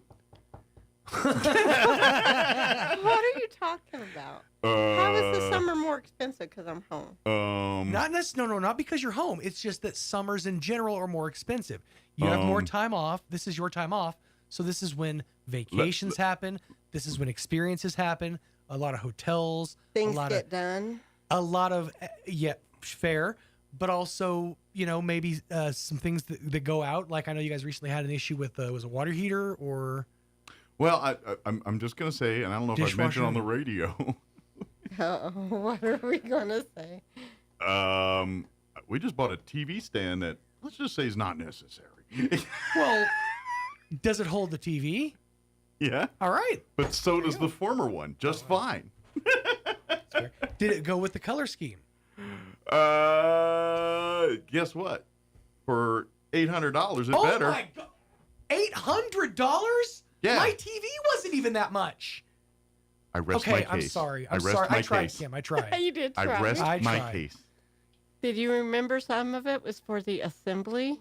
Because you didn't want to put it together. Well, guess what? The other one's okay. So it's $700. No, I feel like this is a y'all thing. It's a $700 now. You know what is also assembled? The one that's it's also pre-assembled. The one that's currently sitting on. It is. So, no yes. arguments there. So my answer is I stand on it. It gets more expensive during the summer. Okay. All right. It is 8:23. I don't think we're having guests, or I don't think they're going to make it. So let's do this. We're going to do weather, and then nobody. All right, let's do this. Let's do weather, and then take a commercial break, and then I'll figure something out. We'll get a replay going. Don't go away. You're listening to Mornings with Mike Winters. I'm meteorologist Steve Hamilton with your Pecos Valley weather. Upper 80s to mid 90s on our afternoon high today. We will have a little bit of cloud cover. Low pressure still hanging around. Shouldn't see any rain though. Overnight, some clouds, our lows near 60, and then we may get a shower or thunderstorm at least around the Roswell area tomorrow. Mix of sunshine and clouds, and it will be slightly cooler, highs in the mid 80s. That's your latest forecast. I'm meteorologist Steve Hamilton. In a medical emergency, every second counts. Artesia General Hospital's emergency department is open 24/7, staffed with highly trained professionals ready to provide life-saving care when you need it most. Don't wait. When minutes matter, trust Artesia General Hospital. Quality emergency care close to home. Learn more at artesiageneral.com. Growing things in Roswell is a battle. Your lawn's trying to turn brown, your trees are wanting to turn yellow, the weeds want to take over, and the fleas and ticks are trying to move in. So come down to Roswell Seed Company and choose your weapons. We have fertilizer to make your lawn lush and lovely, iron to keep your trees nice and green, sprays to kill the weeds, and more sprays to chase away the fleas and ticks. This is Ben Manette from Roswell Seed Company. Yeah, it's a jungle out there, except it never rains. Wakefield Oil Company is a name you can rely on with full service at the pump the way it used to be. You can expect service in just 15 seconds. They offer bulk fuel and oil services and even diesel exhaust fluid. Wakefield Oil Company will deliver to farms, ranches, dairies, the oil fields, and more with dependable service you can count on. So the next time you need service or delivery, go with the name that locals have trusted since 1983. Wakefield Oil Company, 311 South Virginia in Roswell. Let them earn your business. Here's a Mornings with Mike Winters fun fact. There are 293 ways to make change for $1. Try all 293 on the guy who keeps borrowing money from you. Here's Mike Winters. And good morning. It is 8:26. Our guests have not made it in here. So as soon as Jocelyn gives me that she's ready on her end, we're going to replay our interview we had last week with Kim Meeks and Shelley Montgomery and Becky Joyce. Becky's with Healthy Kids Chaves County. Kim Meeks is the food service director for the Roswell Independent School District. Shelley is the same thing, food service director for Dexter Schools. And they came in to talk about the summer meals program, which got underway yesterday.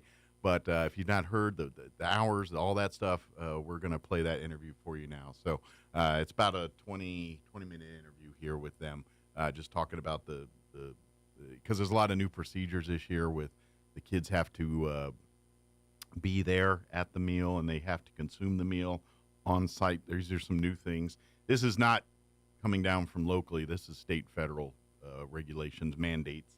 So it's kind of out of their hands on this stuff because a lot of people are not pleased with this, and understandably, and they get it too because they want to make it easy to get food, and this makes it harder for them. So they understand. So don't preach to the choir when you go. If you go out to the meal sites and complain, I get it that those folks agree with you. Just do what we got to do and work within the system. So, but anyway, yeah. As soon as I get a green light from Jocelyn, we'll get a go on that. You good to go? Okay. Yeah. Announce away. You're on 3 there. Okay. So also, I wanted to announce that Boys and Girls Club will be serving lunch as well. Later on in the afternoon. Okay. And Matter of fact, I think they're coming on tomorrow to talk about that. I think. So they will also be serving. Excellent. So I just Good wanted deal. to throw that Are they out. doing a just lunchtime or? 3 o'clock. Okay. Oh, right after school. Yeah. In theory, would be after school. Yeah, and it's also on site because of federal. So Gotcha. So it has to be at the Boys and Girls Club. But by the way, while you're there, check out Boys and Girls Club. Yes. There's a lot of great stuff for kids from elementary age all up the way up through high school. Right. And there's a lot of cool stuff there.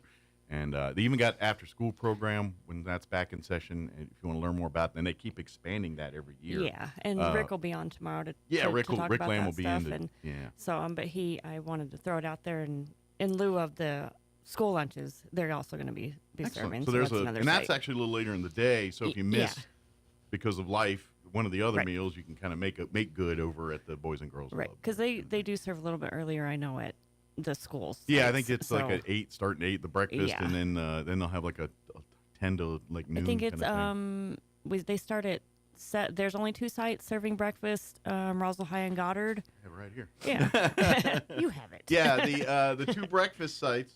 Let me get my. The 2 breakfast sites are Goddard and Roswell High from 7 to 8 each day, and then they do lunch from 10 to 1 at all of the locations around town. They include Roswell Industrial Air Center on the corner of University Boulevard and Bryan Street, Carpenter Park, the skate parks, which is now called Space Spaceport Park. Say that three That's a times new fast. Pocorn Park, Roswell High, Goddard High, and Missouri Elementary. Those are your different meal locations. But breakfast is only at Roswell and Goddard High, right? And then lunch at all of those locations, right? Including Roswell and Goddard. I think, like I said, the lunches are from 1 to 2. I think it says on there. 10 to 1. 10 to 1. 10 to 1. And then Boys and Girls Club will be at 3. And the cool thing is, the good news about this is, any child 18 and under can go eat at any of the meal sites. Doesn't matter where they're from. They don't have to show ID. They don't have to, they don't have to be from Dexter or Hagerman or Roswell or New Mexico for that matter. If you have a kid that needs to eat between these hours and they're under 18, bring them to any of these sites and they can eat. They do have to eat on site, and they have to have child must be present to eat, basically. But you don't have to have parents. With the them, kids can go. So if you got like the neighborhood kids and like, hey, just pile them into the minivan and bring them all down for breakfast, it can work according. Maybe one parent does that and then another does them at lunch, something like that. That's okay. As long as the child is there, they can eat. That doesn't matter. So thank you, Mike. Anytime. Now we'll play you the interview telling you more about that.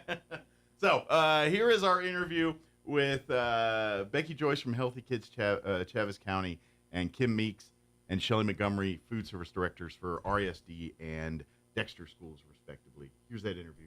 And good morning. It is 23 minutes after 8 o'clock, and joining us in studio this morning, Becky Joyce back with us from Healthy Kids Chaves County. Good morning. Good morning. And then also we have both of the food service directors, Kim Meeks for the Roswell Independent School District and Shelley Montgomery with Dexter Schools as well. Good morning, ladies. Good morning. Good morning. How's everybody's happy bright? So it's early yet. So it's a good day, and it's nice outside. So weather's pretty good. We can't complain about the weather. We got a little moisture, and so next week's supposed to get hot. But right about the time we start up all the stuff we're about to talk about here.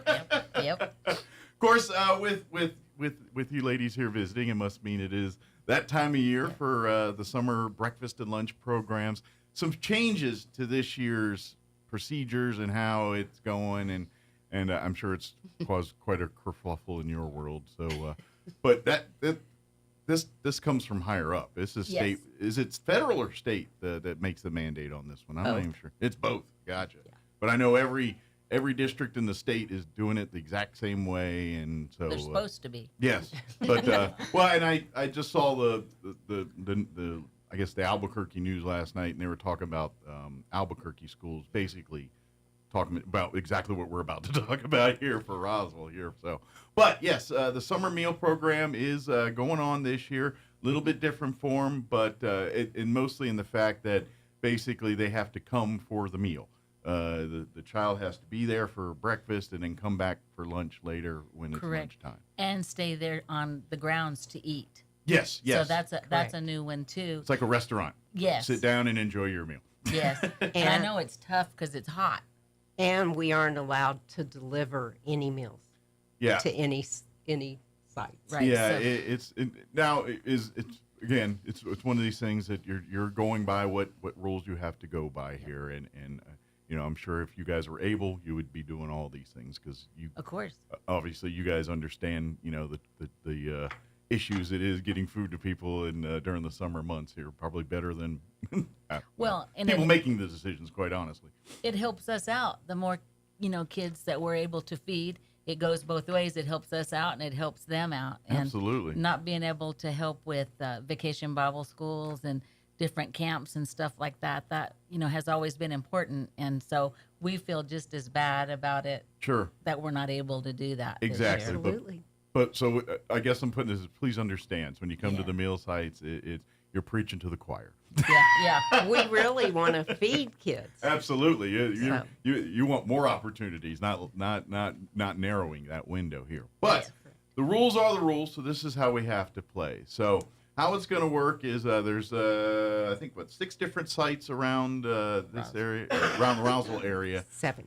7 actually, that families can go, and any child 18 and under can get a meal there. That's correct. Breakfast and lunch there. Breakfast is only served at Roswell High and Goddard from 7 to 8. Okay. all of the sites will serve lunch from 10 until 1. Very good.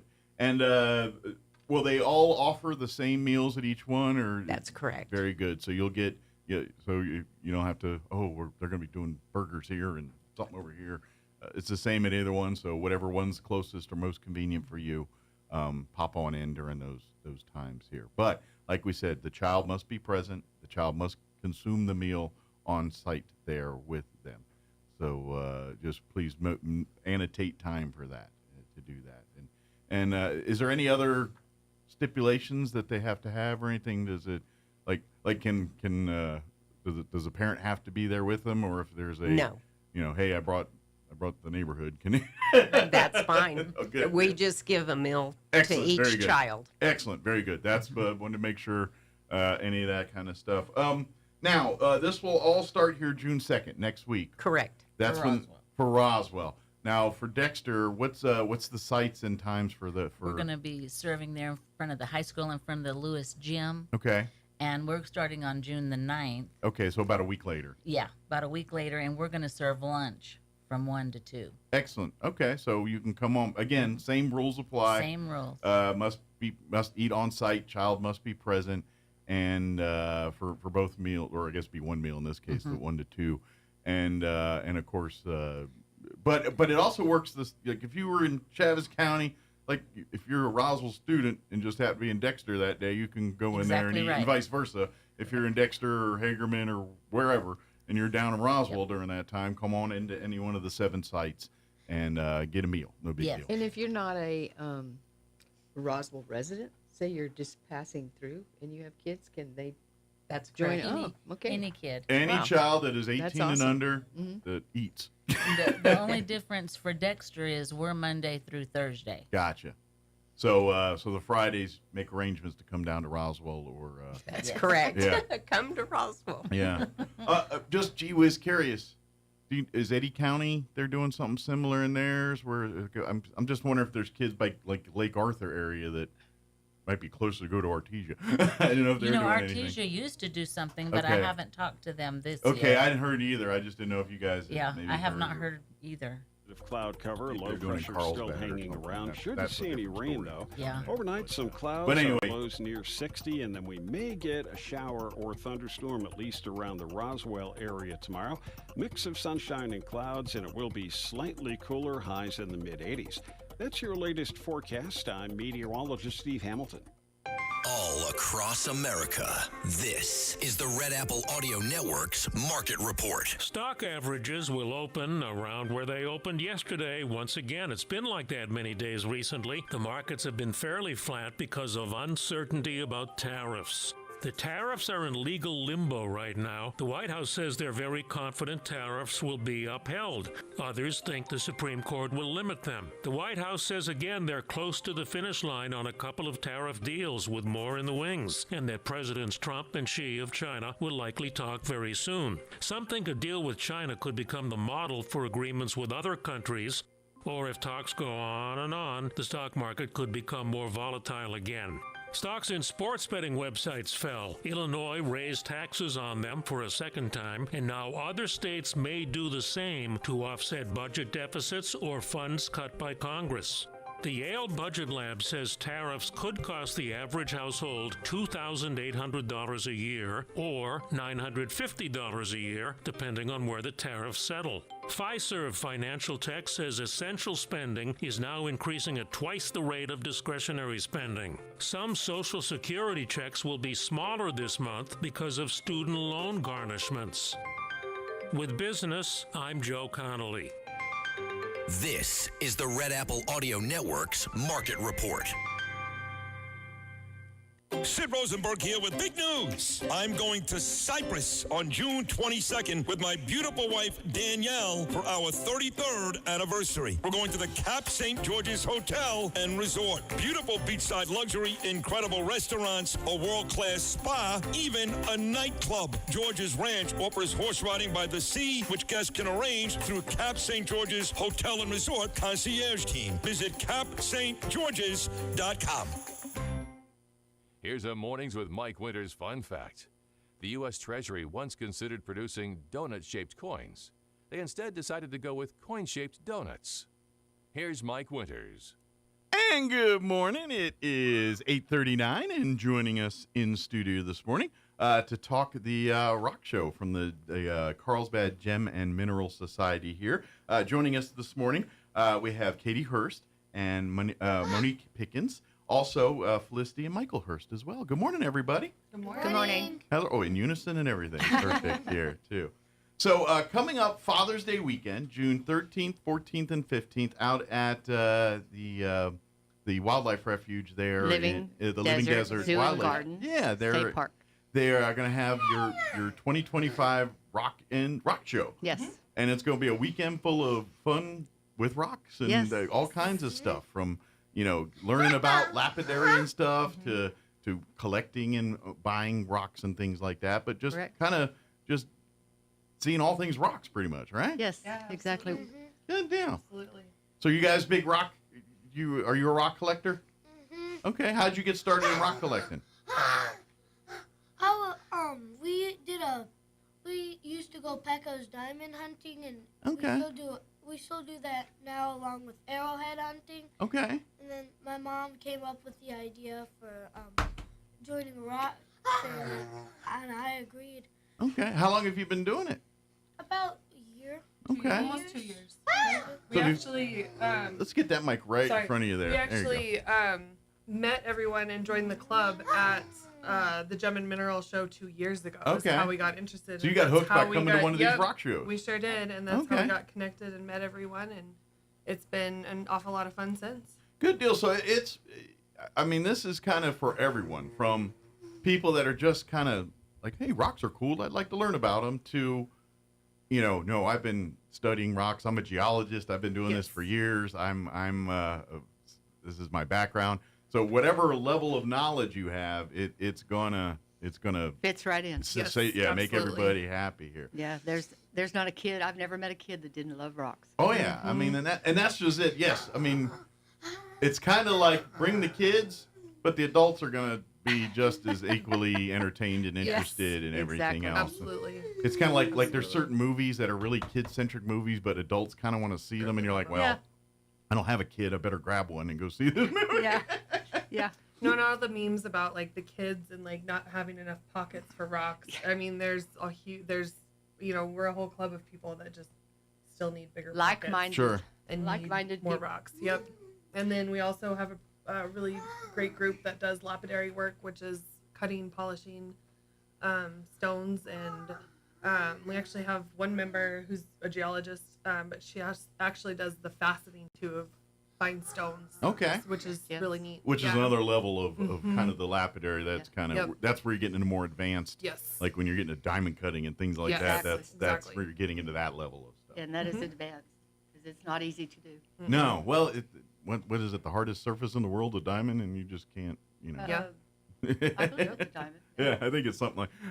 But yeah, you can facet almost any gemstone. Almost any gemstone. That's the beauty of science. Yeah, there's a beautiful museum over in Socorro, which we donate a scholarship to every year, and they have a whole cabinet displayed of New Mexico minerals that have been faceted.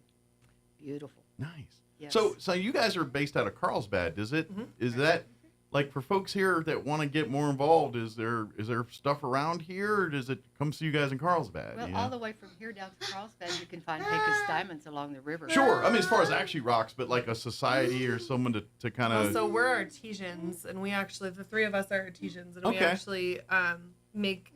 You go down to Carlsbad. Yeah, we go down to Carlsbad, and it's once a month for meetings. Okay. And then we usually have some sort of a trip that the group goes on, maybe like once a month or every 2 months, kind of depending on how it works out and what the weather's like. But love to have some folks from Roswell want to come on down and be a part. Yeah, there's folks with all sorts of collections and neat things, and we'd love to see it. And I'm guessing everybody's collection's based on what like their favorite thing is. Like someone's like, look, I'm into shale or whatever it is, and so they're probably centric on that. Or someone's like, no, I love more, where you're even getting to, like you said, arrowheads and stuff, more human artifacts, human, and archaeological things and stuff like that. Yeah, fossils. Meteorites. Yeah. Yep. Yeah, that stuff is because it all breaks down into the Earth at some point. Exactly. And earthly things. And some people like micro amounts, which is your really small minerals with crystals or whatever it is. That they Okay. like. But micro amounts are really small ones, like thumb size nail. Gotcha. And then you have your cabinet size, which is what you would put in a display cabinet. Gotcha. Or you have your bigger rocks that you cut and we slab or make whatever out turn of. into useful things Yeah. or decorative things Exactly. or whatever thing else. And that's We teach how to do all. and that's the fun part is it's like whatever, if you're in this for the art side of it, then we got you covered. If you're in it for the science side of it, we also have you covered. Exactly. And that's what and I'm going to take a stab that both worlds collide quite often. Yeah. Yes. In Yes.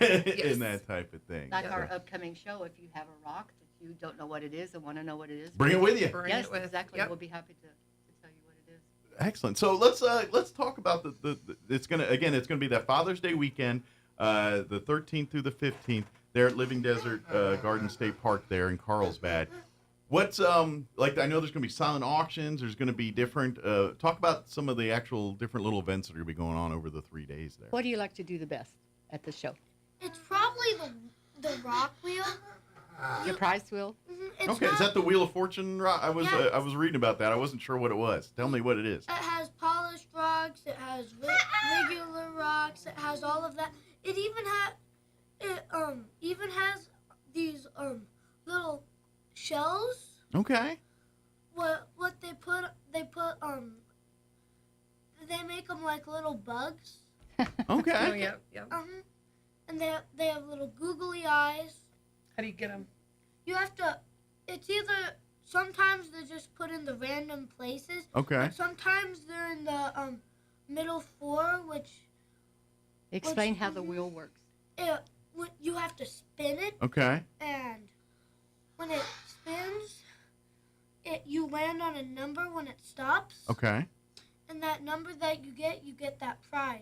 Okay. So kind of like Wheel of Fortune. You get the number there, and then you get that, and it could be a googly-eyed rock. It could be something different. Yeah. Just depends on the spin.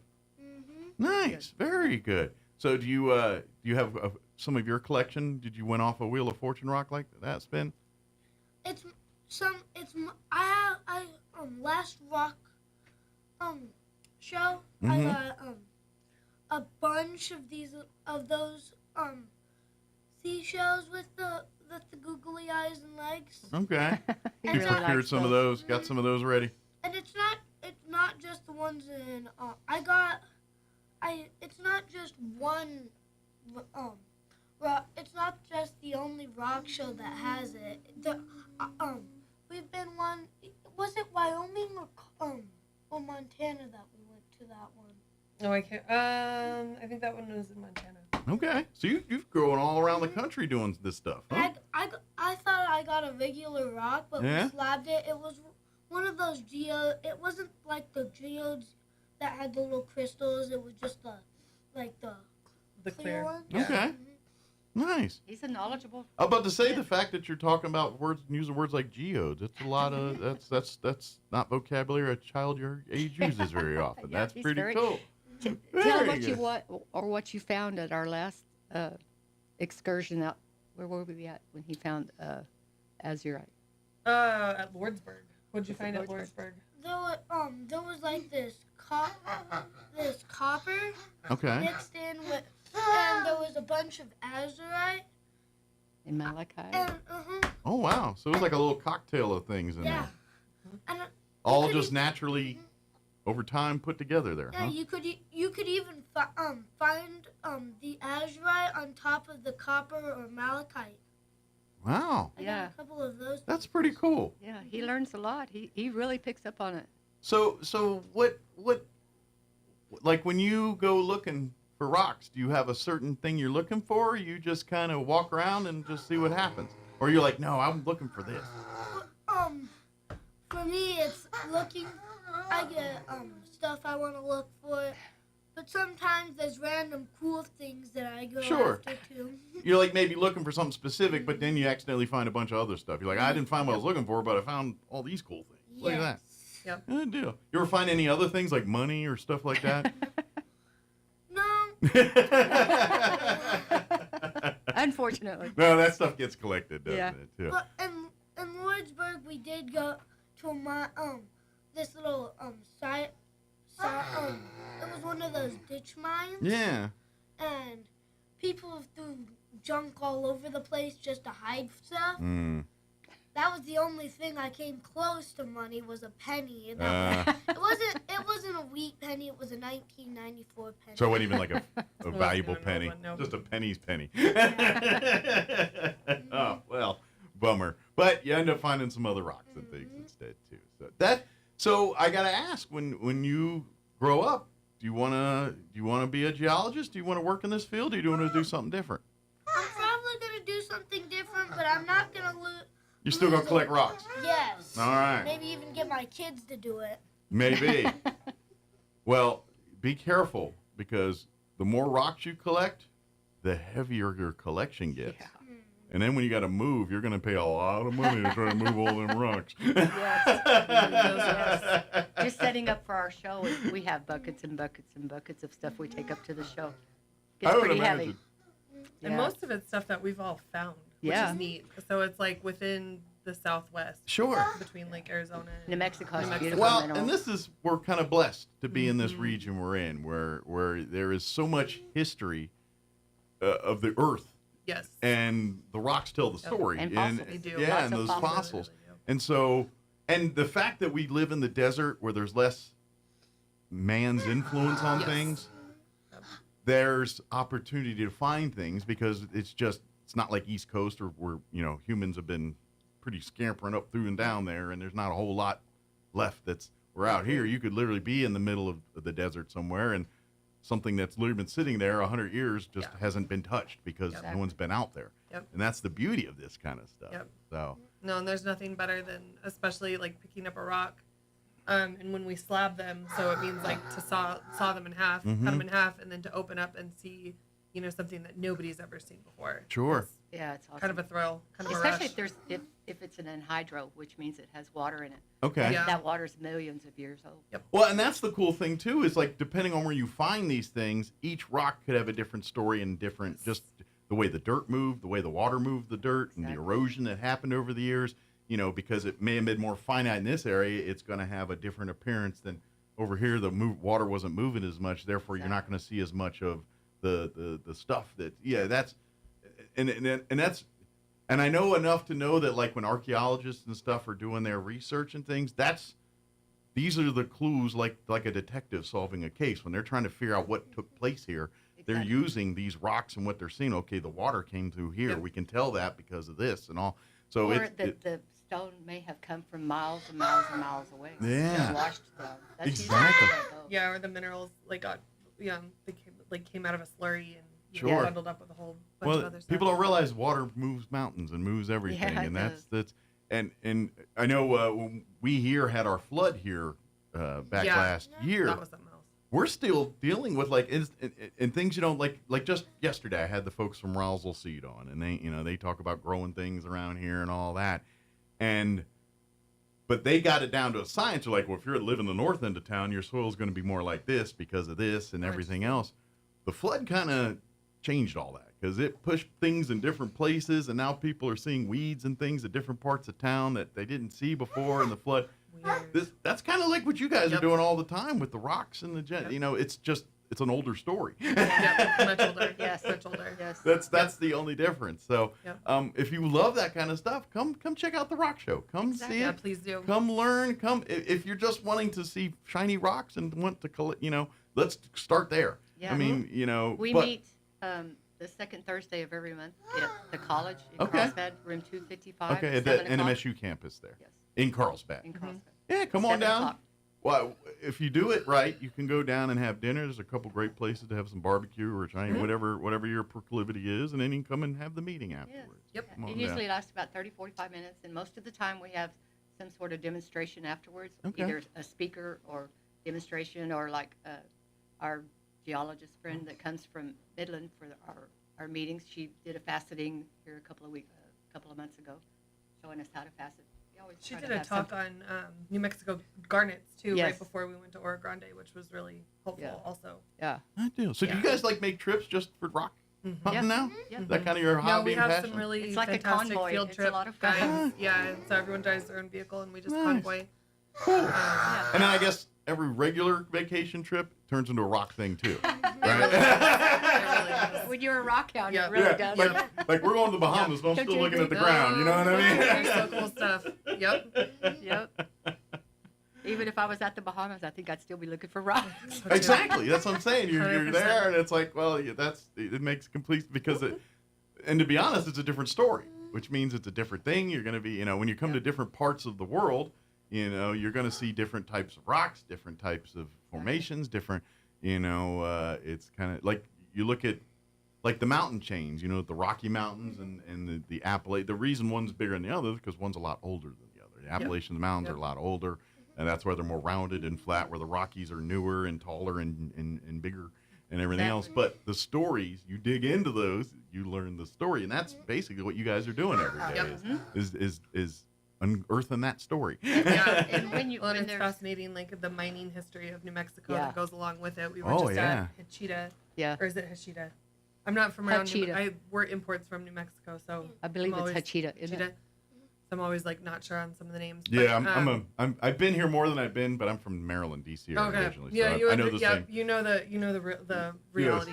Some of those name pronunciations, but just seeing the history that goes along with the rocks and where we're at. Just the recent history is pretty Absolutely. unbelievable. And then Not to mention the human history you come with, because I imagine occasionally you go on these things, and next thing you know, you're coming across some cave painting, cave dwellings and things from time to time. like at some of these petroglyphics or locations. like a lot of flakes, like a lot of anything that's volcanic. Yeah. Usually seems like there's been some human activity. Like they'll have picked up source rocks for flaking and flint napping and stuff like that. Awesome. We go down by the border to a pretty popular place. But there's always still abundant amount of peridot. I don't know if you know what that is. I don't. It's a green stone that's clear and it's beautifully faceted. Okay. And that's all volcanic. A lot of your gemstones are volcanic. From this area. Usually there's a lot of something that happened over pressure and time to create Yeah. these beautiful gems. Like diamonds, and, for yeah, example. diamonds, and I'm going to take a stab that some of your other precious gems work the same way here, it's kind of like, and then certain areas are certain like turquoise and things, like Exactly. here in Australia, weirdly enough, is one of those places China that are, puts out beautiful turquoise. Yeah. Kingman, Arizona is the prettiest, I think, though. yeah. But there's a certain, again, those carry rareness because of that's only available in certain parts of the world, The locality. certain things in the world, and so that kind of all contributes. Oh, I just saw the time. We better wrap this up. But folks, whatever your interest level is, whether this is new to you or you've been doing this, please make plans to attend the actual Rock and Gem show that's going to be happening June 13th through the 15th.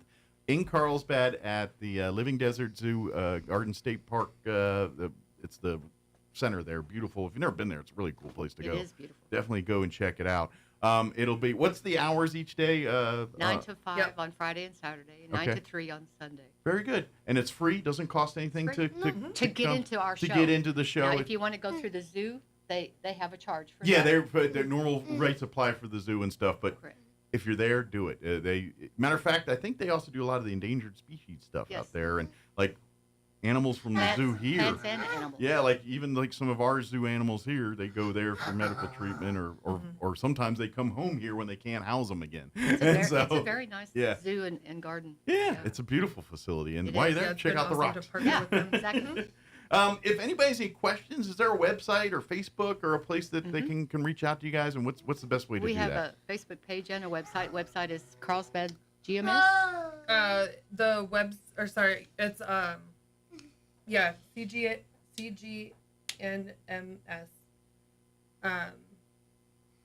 .org. Okay. Right? Yeah. And if you remember Good none of one, that, that just one. probably Google If you- Carlsbad if you Gem and Mineral Google Society. our- it'll pop right up. Yep. And then we also have a Facebook page, or a Facebook group, and a new Facebook page that's in development. So Excellent. So be on the lookout for that. And then, of course, come on out and see us June 13th through the 15th. Come have some fun. Come learn We something. give away a lot of stuff. A lot of giveaways, gifts. I'm just Auctions. saying, Yep. they're great Great gift Father's ideas. Day gifts. Yeah, the sound auctions and all that will go back to help with lapidary and all that. And all our the money scholarships. raised is going back to the program, Exactly. basically. The, So the scholarship and lapidary workroom, which is at the senior center behind Denny's restaurant on Mesa Street in Carlsbad. There you go. If you're ever into rock polishing and want to do some of that, swing on by. Get you a moon over my hammy and then walk around back. There you go. There you go. Very good. Did we get it all? I think so. Well, Awesome. I have one Yes, thing. come on. Bring it with us. When you're talking about changing the subject, but like my mom said, there's a lot of, sometimes we come across flakes. Not so long ago, we went to a turquoise mine, and me and my... You got 5 seconds, and we're going to get kicked off the radio. Uh-oh. And... Or do you want to save it for next time? And Perry found an end scraper, and I found an arrowhead. So Nice. It's not just one. It's not just the turquoise you're finding. You're finding everything. Uh-huh. Awesome. Well, see, this is this guy, see how excited he is? Come make that part of your family, too. So, thank you guys. We appreciate it. Thank you so much. It is 9 o'clock. You're listening to 106.5 Roswell's Talk FM, KEND, Roswell, New Mexico. News in progress. In Gaza, when they were attacked by a man with a flamethrower who was also hurling Molotov cocktails. President Trump said to be outraged by the attack. And it is unacceptable to this president and this White House. White House Press Secretary Caroline Leavitt. The suspect, 45-year-old Mohammed Sabri Solomon, faces a raft of state charges as well as a federal hate crime charge. He's already made one court appearance. Solomon appeared in Colorado Judicial Court on Monday. This is the matter concerning Mohammed Suleiman. The court issued a protective order, meaning Solomon cannot contact any of the victims, but he is still behind bars. The court previously set bond on the written affidavit. It is set at $10 million cash only. Authorities say in court papers that the 45-year-old had planned the attack for more than a year, targeting what he described as, quote, a Zionist group, end quote. I'm Donna Warder. America is hiring. Job openings hit 7.4 million in April. Surprisingly strong report shows the American economy remains resilient despite so many gloom and doom predictions. Key to the Trump agenda, the president's so-called big beautiful bill is before the Senate now after recently clearing the House. There are some Republicans less than thrilled with the measure. Kentucky's Rand Paul is among them. While he supports parts of the bill, he says it adds too much to the already enormous federal deficit. On Wall Street this hour, stocks are higher. The Dow trading about 52 points higher. The Nasdaq is up 134. The S&P better by 19. More on these stories at townhall.com. Hi, it's Mike Gallagher, host of the... Everybody wants cheap airfare, but where do you find it? You call low-cost airlines. Their prices are direct from the airlines, and they're so low you can't find these fares published anywhere. They specialize in cheap flights, discount hotel rooms, cheap car rental rates, and great package deals anywhere around the world. Wherever you want to go, they can help you get there cheaply and with a best price guarantee. If you want the lowest prices on your airline tickets or other travel services, call now. That's right, call. That's the only way to get these rates. Experts are standing by 24/7 to get you the cheapest airfare and hotel rates available. So don't wait. Call right now for the lowest travel prices anywhere and for great last-minute travel deals, too. Call 866-755-5300. That's 866-755-5300. Again, that's 866-755-5300. Call us right now. Koreans have been voting for a new president in a snap election. The BBC's Shaima Halil is in Seoul. I've seen many people go in and out of this polling station. Polling and voting is pretty much underway. People seem to be in good spirit, but I think when you sit and you speak to people, they seem to tell you that this is very crucial. It's a crucial moment for them. This has been 6 months of absolute political uncertainty, upheaval that was unleashed by the failed declaration of martial law by Yoon Suk-yeol. And what people want more than anything is stability. In Poland, the election win of the conservative presidential candidate backed by President Trump is setting that country on a more nationalist course. It's also casting doubt on the viability of Prime Minister Donald Tusk's centrist government after the defeat of his liberal ally. Tusk says a confidence vote in Parliament on his government will take place in 8 days. Townhall.com. Washington Mayor Muriel Bowser worries about the impact of an upcoming military parade on the capital city streets. Can the pavement handle all those very heavy vehicles? Last week, Bowser warned that the city would be on the hook for expenses linked to repairing its streets after the June 14th event, with an unknown timetable for when the Pentagon might reimburse Washington.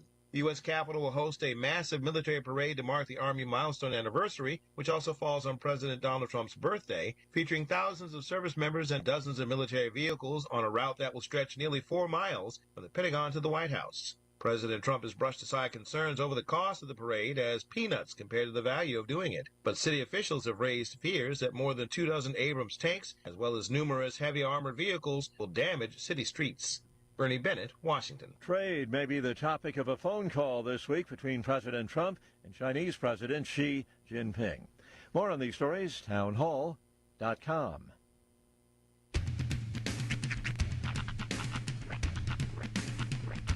What in the wide, wide world of sports is going on here? I promise you, whatever scum did this, not one man in this force will rest for 1 minute until he's behind bars. Now let's grab a bite to eat. Yeah, come on. I feel the hot wind on my shoulder and the touch of a world that is older. I hit the switch and check the number. I leave it on and then I slumber. I hear the rhythm ringing through it. Flamenco guitar and cumbia music. I hear the talking of the DJ. The travel listen, what does he say? I'm on a Mexican radio. I'm on a Mexican radio. Broadcasting live from high atop the J.P. White Building in downtown Roswell, New Mexico. It's Mornings with Mike Winters on 106.5 Roswell's Talk FM. Is that what I sound like when I talk? Now, here's your host, Mike Winters. And good morning. It is 6 minutes after 9 o'clock. Welcome to hour number 3. Tres Inviernos of Mornings with Mike Winters, right here on 106.5 Roswell's Talk FM. Happy Tuesday, everybody. Yes, the second day of the rest of your life. Yeah. Sorry about the last hour there. Our guest came in a little late, so we paused mid-interview there. Things got a bit convoluted, but there's a lot of info. I'm glad they got to come on. Yeah. Nice to meet the gang there. And that kid, Michael, boy, he loves his rock. Oh, I'm telling you, he is way smarter than me. He was educated. I feel so dumb after talking to kids like this. He's so smart. I'm like, God, I'm an idiot. Now you know what it feels like to be Hunter's dad, okay? He walks in, he's dropping knowledge about like the James Webb telescope, and I'm like, and we literally had this moment yesterday when we were walking down the stairs as we were leaving. I was like, there's a guy that used to work with us. He was kind of like our intern, Gabe Flores, aka Gabe the Babe. We were just talking about him like last week. He is a chemistry professor at a university now. Yeah. Let me get on mic. And we're still doing this. Actually, his mom, I worked with. She was the secretary at my We're still school. doing Does she still work there? No. Oh, okay. No. She works at, she's still a secretary for RISD, I think. Okay. But not at Brenda. I remember when Rhiannon was at Berindo, she was the secretary then. That's actually how I found out the correlation. That whole time, I didn't know till towards the end that she was Gabe's mom. Really? Yeah. But yeah, so I'm like, there are some people that I know from, my high school years that are like brain surgeons now. We're still, making jokes on morning radio. And honestly, I'm good with it. I'm not complaining about it. I'm built for certain things. Right. And certain things I'm not built I'm built for sitting and jawing. Yeah, his nickname is Gabe the Babe. When I found out, I was all like, "You're Gabe the Babe's mom?" I'm Mrs. the Babe. Yeah. Ma'am. Yeah, so that was but that was kind of a shaky awakening. I'm like, still doing this morning radio thing. But yeah, that's cool. That's cool. Hey. I had a Nutty Buddy cream pie yesterday and got paid to do it. So a quarter there of you one. go. So. And by the way, I didn't get to hear that. How was it? There's one in the room if you want. Yeah. No. My stomach's not up for that. They're delightful, but they're rich. Yeah, one is good. Like they're kind of rich. I mean, they taste like a Nutty Bar. A little bit goes a long way. Mike had a good point though. The wafer crunch is missing. The crispiness the of crispy the wafer part. That's the only part that's If they would have put bits of it inside of the like the peanut butter itself, put bits of the wafer, that would have been a 10. That would have set it over. Yeah, I think so. But yeah, it's kind of rich like a Nutty Bar, but it's cakey. That's the difference. It's a cakey version of a rich Nutty Bar. Right. If that makes sense. Not too No, shabby. it's to be honest, it's delicious on its own. Like if you didn't call it the Nutty, like if you just said here's a peanut butter, a whizzle wazzle, yeah, whatever you call it, it would be just fine by itself. Right. I would maybe say it does taste a little like a Nutty Bar. It does have a little Nutty Bar hint of it. You know, hey, well, it's funny that you mentioned that. Yeah, I'm gonna call it the. But yeah, I to be honest, if no one told me and just said here's a thing, I wouldn't have probably put two and two together. Yeah. Yeah. The branding led your mind to that specific thing. Yeah. It's like those pickleballs we ate the other day. Yeah. When I ate one pickleball, it tastes like a salt and vinegar chip or a cheese ball. But as I ate the collective, like after I got done eating a dozen or so that said balls, yeah, I was like, there it is, pickle. It's a real faint, like almost aftertastiness. And then, but you know, too many of them and it'll just destroy your mouth. Well, that was the Crystal, I guess, Yeah. because she found pickleballs on her own and ate so many that she created a sore in her mouth. Yeah. Just the vinegar and the roughness of a cheese ball. What she did was she opened up a portal to hell inside of her mouth with pickleballs. It's a pretty hard thing I to think do. part of the problem is you can't over pickleball. Yeah, it's like if it's you throw a handful of pickleballs in your mouth, you're going to have pickleball damage. Well, you put that much acid and salt on your your sensitive gum skin. Yeah. It can only take so much. Yeah, I think you have to go one at a time with those. Yeah, it's definitely not a bag at a time snack. I'm starting to realize I buy way too big of packaging for the amount that I'm actually going to enjoy it. And those types of foods lend to that way. Like regular cheese balls, you shouldn't be throwing handfuls in your mouth. Right. One at a time. I would even argue your Andy Caps or your hot fries. Those are other ones you're not supposed to eat handfuls. No, those at a are time. best enjoyed single fry. Yeah. I would agree. Now that being said, for like, say, any kind of nuts, or I'd even go Fritos if you're not dipping them in anything. That's a handful snacky. Yeah. Pop those back. Same thing with Skittles. Yeah. But cheese balls, I'll even argue mini pretzels, you're fine with that. Cheese ball, though, to me is I'm watching something, I'm going to grab a handful snack and just shovel. Like that's. I just think because they're a stiffer chip or whatever you want to call it, those lend to one pops. Like you maybe have the handful, but then you're one popping. See, that's why I'm thinking. Yeah, you kind of you can do that thing. Yeah. But generally speaking, when I'm eating cheese balls, I'm grabbing like a handful. Yeah. I'm doing one of those things. I think part of it is just contrary to popular belief. I don't have a big mouth. Yeah. I mean, like it puts out a lot of output, but the size of said mouth is not that big. And cheese balls and things, it's difficult to put multiple cheese balls. Mike is what we like to call compressed hot air. That's right. Yeah. But yeah, so maybe it also, lends itself to clearly I'm a glutton when it comes to my snacking. Yeah. Now that being said, others like trail mix, I almost think it's a crime to eat it individually. Yeah, well, you can't because you're not getting the full experience. Right, you're supposed to eat it together as one handful. It always infuriates me when somebody's got a handful of trail mix and they're picking out the best parts. It's like you're going to put that back in the bag, and then all you're going to be left with is the stuff you don't want. Yeah, a bunch of raisins. All the M&Ms. A bunch of raisins. You took that from Gorp to just a bag of raisins. Just and that's so those times I judge, but short of that, I'm like I'm okay with the individual thing. Although, and then certain things like the whole Oreo debate, I'm fine with separating and eating the cream, but if it's a new flavor or a new thing that you haven't had, you need to eat it the full experience first to get it, because that's the way they want to present it.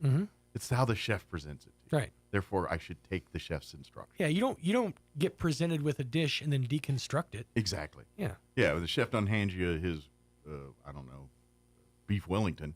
and you're not like picking the flaky crust off and you're just eating that. Scraping just the mushroom glaze and the crust off. Here, you can have your beef back. Yeah. So, I'm of that. But if you eat 100 Oreos, and that's how you like, then great.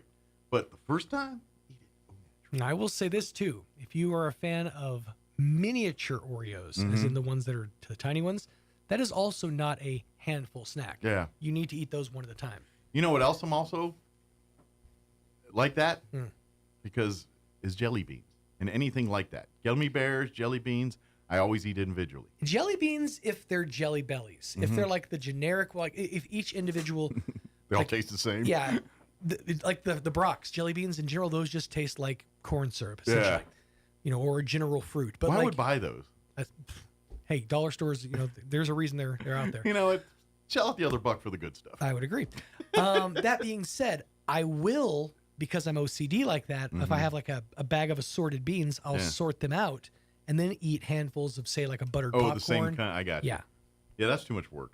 I'm not doing all that. I'm OCD, so Well, when I start having to spread my food out on a tray or a table, that's where I'm like, I'm done with Well, it's not even a have to thing. Like, I do the same thing with Skittles. If I get a bag of Skittles, I'll pour them out there and kind of, separate them out so I know how many of which kind of, the ones I like versus the ones I don't, how many of each I have. The only time I'm weird about that, and I just caught I didn't set my way to do it. I just caught myself doing it. Subway. And Subway. Anytime I get a sub and a chip, and a bag of chips. Okay. Could be Subway, could be Jersey Mike's, whatever, doesn't matter. I'll get my sandwich, and I'll spread out my paper, and I'll put my sandwich on the paper, and then I will open said bag of chips and pour its entire contents into the bag with me. So I've got all of my, usually it's Sun Chips. Sure. Because that's one we go to. But here's the weird part. That was already the weird part. No. When I eat my Sun Chips, I want to eat all the broken pieces first and save all the whole ones for the end. And I literally stack up a pile of whole Sun Chips, and while I'll eat the little nubbins first. You save the best bite. Is that why you pour the bag out? Probably. See, I've always just been an eat from the bag type of person. No, I mean, if it's a big bag, maybe, but those little sandwich bags, I almost always dump them onto a plate or something. Now I'm going to give you a pro tip. Yeah. Next time you do this, next time you get your bag of chips, turn it over. Yeah. Open the bottom of the bag. And then eat from that? You can pour from that if you'd like. Not only are the worst chips going to gather at the bottom and the best ones at the top in this case, and the best ones at the bottom. But when I turn the bag over, won't the bottom fall to the other side? Well, it does, but I mean, this is closed at this point. So but the other thing is all of the seasoning has floated to the bottom of the bag. So when you open the bottom, you're getting the most flavorful you're dumping chips that out. first. Yeah, it makes sense. Mm-hmm. And as you're eating those, the seasoning continues to drop down, so you're continuously getting the best chips. It's like a self-seasoning. That's right.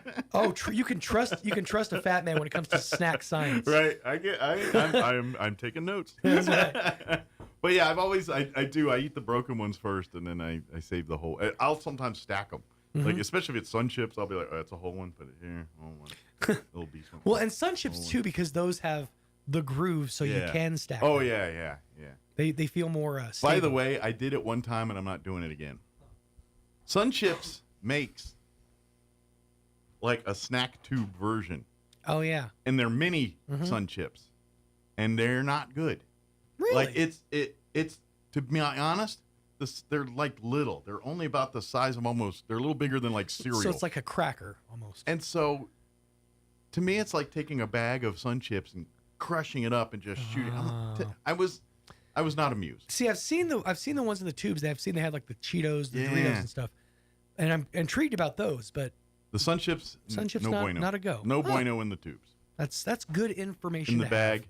And by the way, when I go Sun Chips, my one seed is garden salsa. Oh, absolutely. Garden salsa or harvest cheddar. My wife's one seed is harvest cheddar. I do like the harvest cheddar.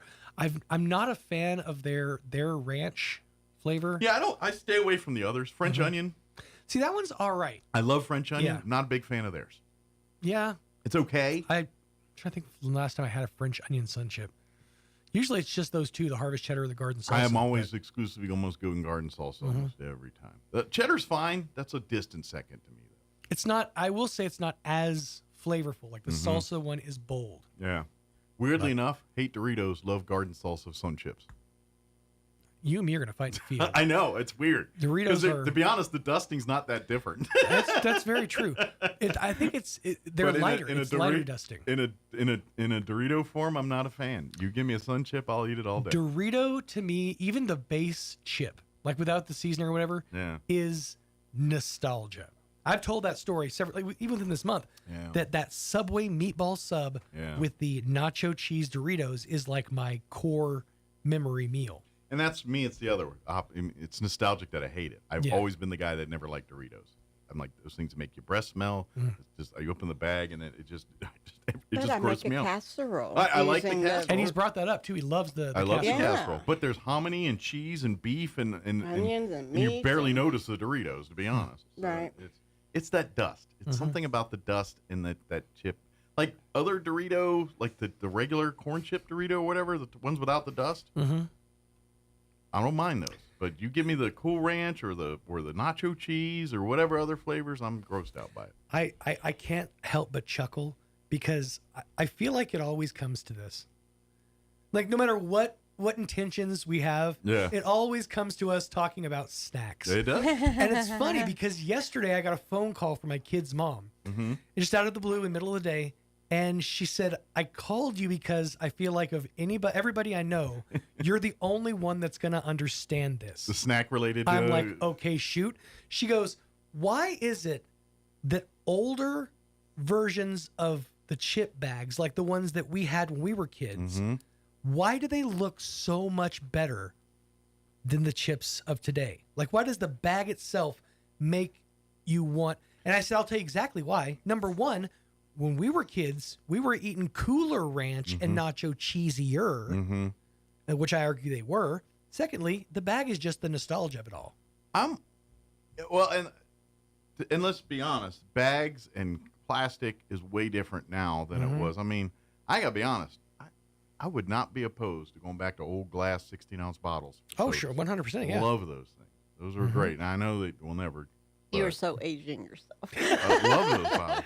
But you can still get the foil and stuff was different. Like Right. they were foil lined, and now it's all this weird paper. Like even they made water bottles so thin you can't even open them without spilling half of them. Yeah. You know, it's just cheaper. And let's face it, the products are smaller. That a sleeve of Oreos is not the same sleeve of Oreos anymore.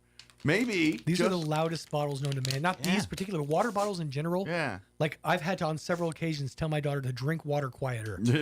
Well, and sometimes those bottles will just start making noise on their own. Right. Like I'd leave them sitting there and I think, it's the real thin ones. Yeah. What it is like any change in temperature, it'll expand the bottle.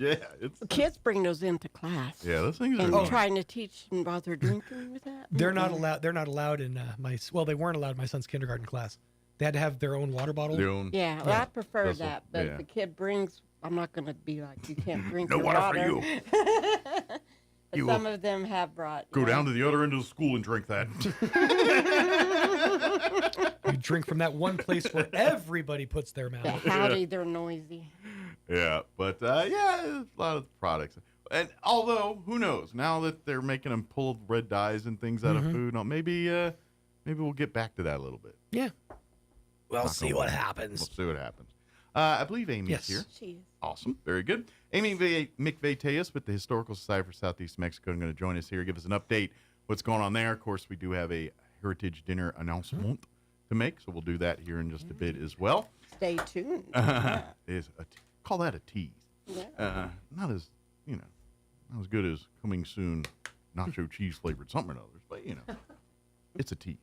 But anyway, we'll get an update from her in just a bit. Also get you up to date with news of the local variety, Wall Street business updates, whatever else we can come up with for this hour of the show. But first, your weather. I'm meteorologist Steve Hamilton with your Pecos Valley weather. Upper 80s to mid 90s on our afternoon high today. We will have a little bit of cloud cover. Low pressure still hanging around. Shouldn't see any rain though. Overnight, some clouds, our lows near 60, and then we may get a shower or thunderstorm at least around the Roswell area tomorrow. Mix of sunshine and clouds, and it will be slightly cooler, highs in the mid 80s. That's your latest forecast. I'm meteorologist Steve Hamilton. Thank you, Steve. Currently, I refreshed. I did. 79 degrees here in Roswell. Humidity is at 39%. Winds are out of the west at 10 miles per hour. It's a little over. It's like Midland hot now. We got like good chances of rain like tomorrow night, and then we're gonna be straight up hot this weekend. But mostly sunny today. 91 for a high. Northwest winds around 10 miles per hour. Partly cloudy tonight. Overnight low of 61. Winds out of the northeast 10 to 15. A little cooler tomorrow. Mostly sunny. 85 for a high with northwest winds 5 to 15 miles per hour. And then tomorrow night, we're looking at a 50% chance at showers and thunderstorms. Sunny otherwise, cloudy otherwise, with an overnight low of 67. South winds 5 to 15. And then a 30% chance for afternoon showers Thursday afternoon, partly cloudy, and 94 for a high there. And then Friday, it just gets hot. Like if you like sunny and 97, that's what your weekend is. Friday, sunny, high of 97. Saturday, sunny, high of 97. Sunday, sunny, high of 97. And then a 20% chance of rain on Monday with a high of 96. So that's what we're looking at. So little rain chances here midweek. And then it looks like they're going to turn up the thermostat for the weekend here on us. All right, it is 9:25. We're going to take a 2-minute break, and then Amy McVeigh-Tejas will join us here from the Historical Society for Southeast New Mexico. We got Heritage Dinner to talk about. We got all kinds of stuff to talk about. Don't go away. Hey Roswell, whatever you've got planned this week, cancel it, because Roswell Ford is slashing prices during our biggest Memorial Day savings event ever. These are the final days to get massive discounts with employee pricing for all. At Roswell Ford, you pay what we pay on our huge inventory of new Fords. Plus, make no payments for 90 days. Upside down in your current car, truck, or SUV and want out early, Roswell Ford can help you get out of your trade, even if you owe thousands more than it's worth, regardless of make, miles, or condition. So you pay what we pay today with employee pricing to all customers on new Ford cars, trucks, and SUVs. Worried about your credit? Don't sweat it. Our aggressive lenders will push to approve your credit, even if it's less than perfect. With massive American-made savings, employee pricing for all, and more for your trade. We'll do whatever it takes to make a deal. Get on board at Roswell Ford. 821 North Main Street in beautiful Roswell. Call 575-623-3673 or online at roswellford.com. Interest accrues from date of sale on select vehicles. Trade balance refinance to new loan. Subject to lender approval. Offers not combined.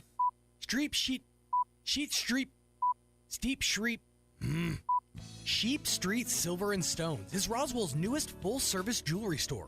They offer a complete selection of jewelry, including gold, silver, turquoise, bridal sets, and fine jewelry. They also offer lapidary, repairs, and complete custom design. Shop Sheep Street Silver and Stones, 3020 North Main in Roswell, across from Blake's. Sheep Street Silver and Stones. Hard to say, easy to love.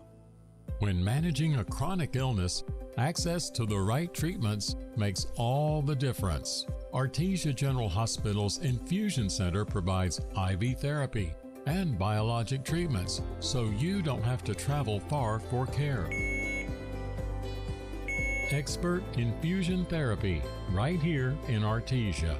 Call 575-736-8256 today to learn more. Here's a Mornings with Mike Winters fun fact. Due to extreme pressure and weather conditions, it literally rains diamonds on Neptune and Uranus. Stop snickering because I said Uranus. Here's Mike Winters. Or snicker, I don't care. It is 27 minutes after 9 o'clock. And joining us in studio this morning from the Historical Society for Southeast New Mexico, Amy McVeigh-Tejas back with us. Good morning. Good morning. How are you today? I'm good. Good. I'm actually great. I'm a Texas Longhorn fan, so talking softball, we're in the College World Series. Yeah. Ralph's little grandson, the Padres, won the city tournament. So shout out to Nick, too. Yeah. He's one of the coaches. Red one of our Raider board fans, members. too, didn't their softball team? Yeah. It's so the Texas Texas, Lone Star Showdown. So I love sports. It's one our favorite times. Even with the temperatures going up, it's a lot of fun things like ball. And I know y'all go to ball. You're a ball fan. So it's fun time. You know, great, you mentioned great times. Because I saw this video clip yesterday, and it was during I think it was the Texas game. Don't quote me on it. I think it was Texas. There was a clip, and this is like a 1 in a million deal, where the pitcher, she wound up and pitched the softball. Well, while she was winding up, her leg kicks up, and I guess some dirt from her cleat goes up in the air.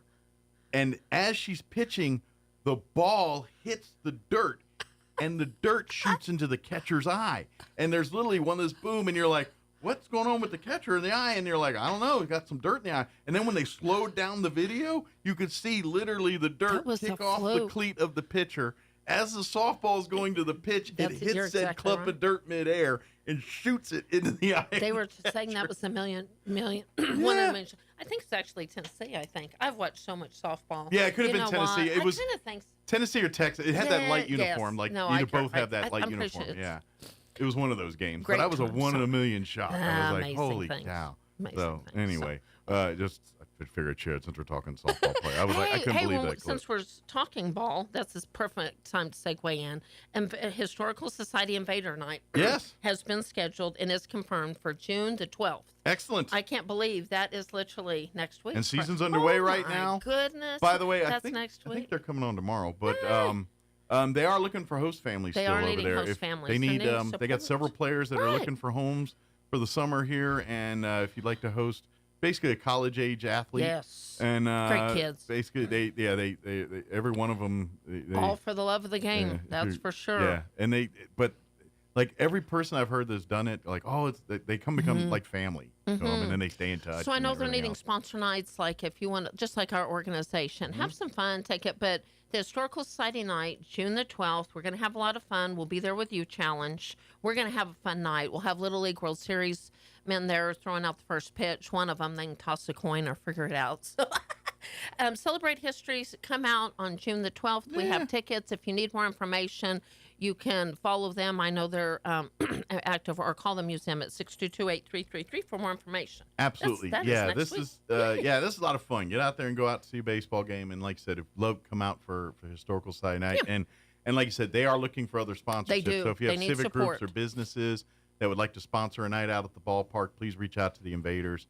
If you go to the Invaders website, there's a And link if to you're do all listening, wondering what in the world does the Historical Society have to do with baseball? Well, we celebrate history, but that's Joe Bauman Stadium. And if you don't know the name Joe Bauman, ladies and gentlemen, please Google, look it up, because that's a legacy and that's part of history. But our Little League World Series men, we're going to be on the radio again on Friday talking about, they're going to celebrate an anniversary coming up too, and Dewey Johnson's going to enjoy every bit of celebrating those amazing men of 1956. Absolutely, yeah. Dewey, because we had him on the show. He's the author of the book. He was It's here basically last really talking about all this stuff. Dewey Johnson. But and so he'll join us on Friday, and we'll bring out some of our Little League World Series players, and they can go out there and swap stories and do what they do when they get together. I always think of it, it's all for the love of the game. I'm sure they swap a few fish stories. Oh, and my goodness, yes. That ball that went actually about 200 feet is now going about 600 feet.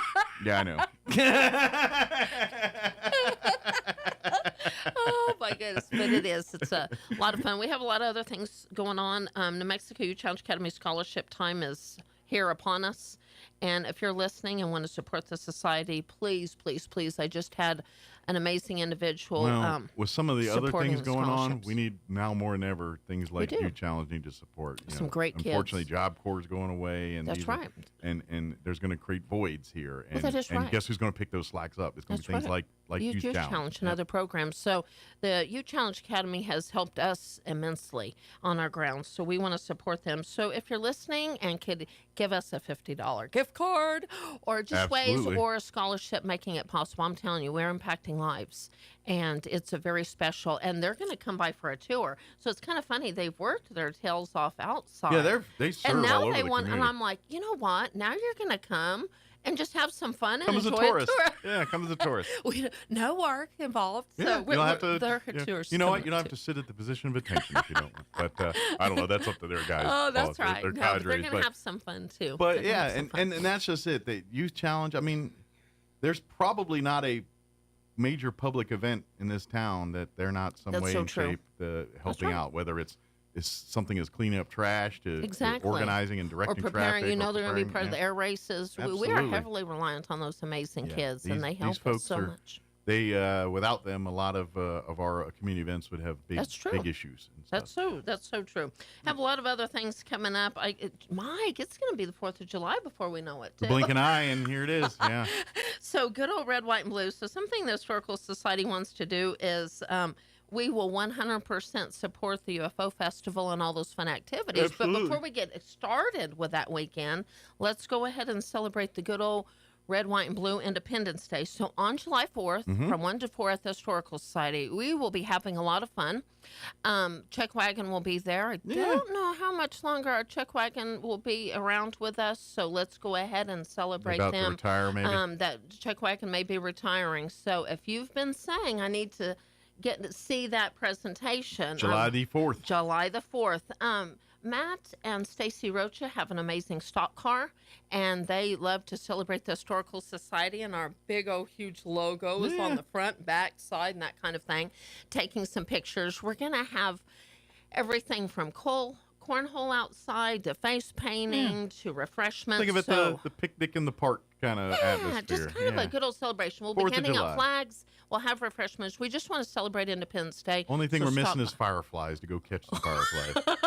As long as we get rid of those ants around there, that darn right. Yeah, we can turn it into ants. Goodness.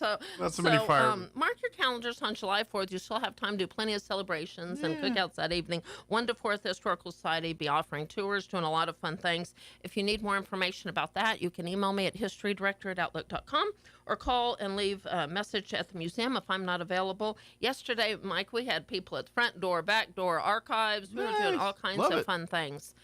Celebrating a gentleman by the name of Bob French, doing some great work, some great writings, working on some projects. Fun fact about him, it's not every day you have a gentleman come to Roswell, and he stated his father was the original architect for In the Mountain Gods. Oh, so wow. fun. He was wanting to research, and we were more Fred and I and Richard, we were celebrating him. Yeah.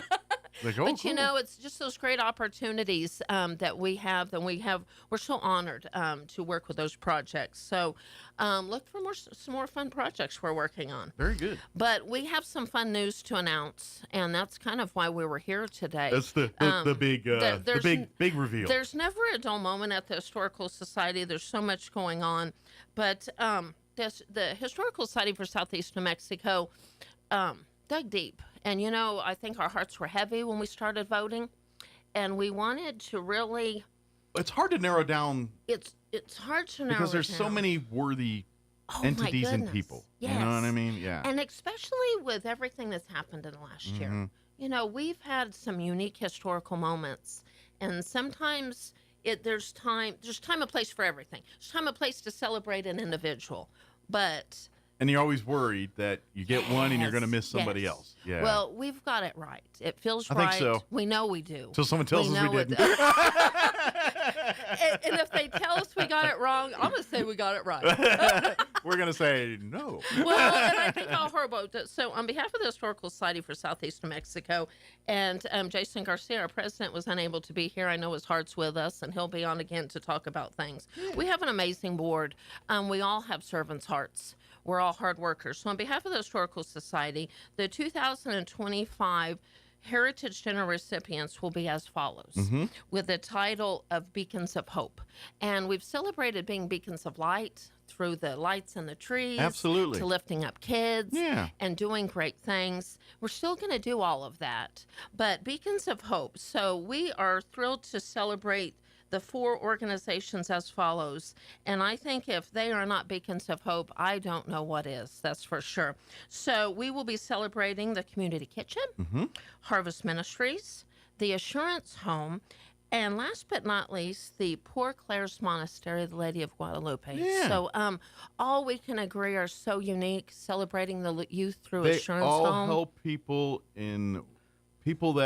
that are usually in situations where they really are in dire straits. And every one of these organizations come to the aid of these folks without question, without help. And most of these organizations have been doing it for a long time. That's exactly right. And quite frankly, like the flooding, the disasters we've experienced in the last year, to just garden variety homelessness and the other issues we deal with, these 4 organizations tackle that on the daily basis some way, shape, or form. And so. And we've also continued to use the word after the passing of Mary Lou Glass, silent servants, and I believe all of these beyond measure qualify under that category too. Absolutely. Silent service, especially with the Poor Clares.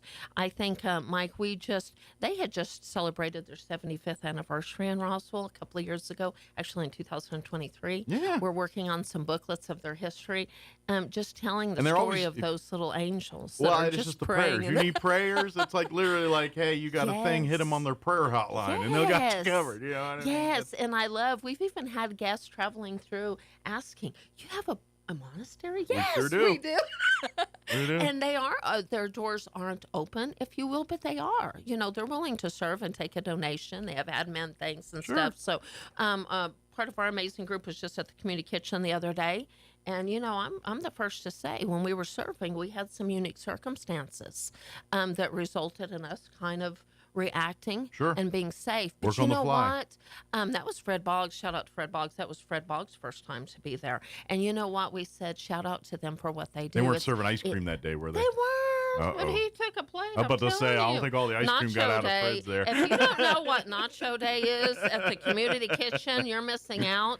And that's a perk. Let me tell you something. Homemade guacamole and everything. Right. That's a perk to serve on Nacho Day. Yeah, because, sounds like it. I mean, Mike, is that like Pizza Friday when you're in school? Homemade chips and everything. We're like, what in the world? They're back there making. Like, they're even better than I am. So there are those, but you know, at the end of the day, we can never say thank you enough to all these organizations. Harvest Ministries, I was just over there.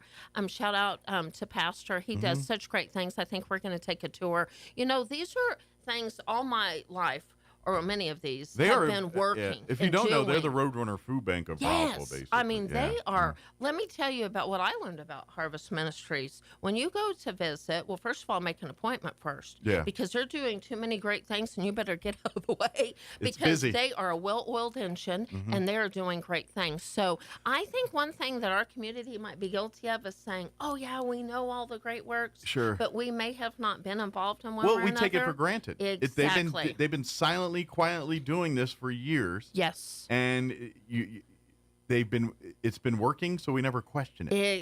You know what I mean? Well-oiled engines. But the moment these organizations shutter their doors, you're going to notice very quickly. You better believe it. So I think one thing that the Historical Society wanted to do is take a moment to celebrate and support what they do, but never take these organizations for granted. And if you do nothing but call and leave a voicemail, like I did, what can we do? What can we help? Next time you go to Sam's, pick something up. Take them over the summer to volunteer, get a tour. I know, help these organizations. I know for a fact Harvest Ministries is looking for more volunteers. Right.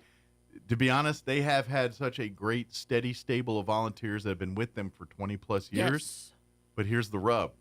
They've been with them for 20-plus years. They're ready to retire. They're ready to settle down and do their things. They can't devote the time to the place they used to. Yes. So we need fresh faces, the next generation to come in there and be those 20-year volunteers. That's and exactly things like right. that. And I think nothing would be a greater tribute to their hard work, to them kind of handing the baton off but leading us through. Kind of reminds me of the Historical Society. Absolutely. I think all organizations are needing help, needing support. Even like the Poor Clares, if you left a message, I think it's as simple with them as fresh fruit and different things. Yeah. And I'll even throw one out. Maybe the food thing's not your thing. Okay. I just had Walker Aviation Museum on this morning. They're back open again. They're only open like an hour and a half a day. You know why? It's because they don't have enough volunteers to be open more than that. If that's your thing, pick that and do that. Absolutely. Whatever it is, find your passion and go do it. Go volunteer. I think it'd be a great idea for those individuals that have children over the summer, if you're an educator, is go try all the little different locations. That's what I like about Grace Community Church, our church. We kind of try a little bit of everything, get your hands in Walker Aviation. I'm going to tell you one thing. I think it would be fun and never a dull moment if you just kind of hung in that rotation and got a feel and gave a little moment to all these areas. Absolutely. If nothing else, we're seeing it for ourselves. We're technically all tour guides because when we go on our vacations and they ask about Roswell, the more you know about all of these organizations and places, it's a better opportunity. And quite frankly, we're going to have more opportunities to be ambassadors here. Now with the air races. You better believe it. Yes, I mean, there is. You have UFO Festival that we bring in tons of people. Yep. And we serve as ambassadors for. Now we got that times 2.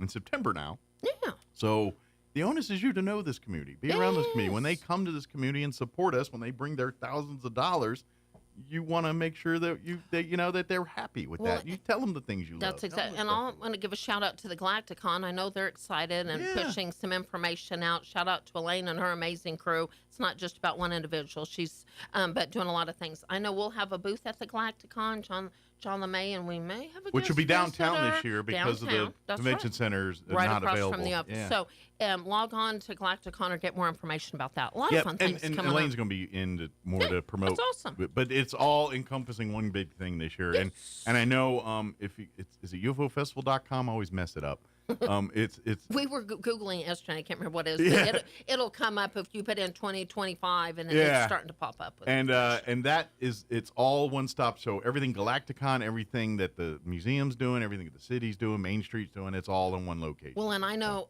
Elaine called me yesterday from the Roswell Daily Record, so it's just a great partnership. And Yeah.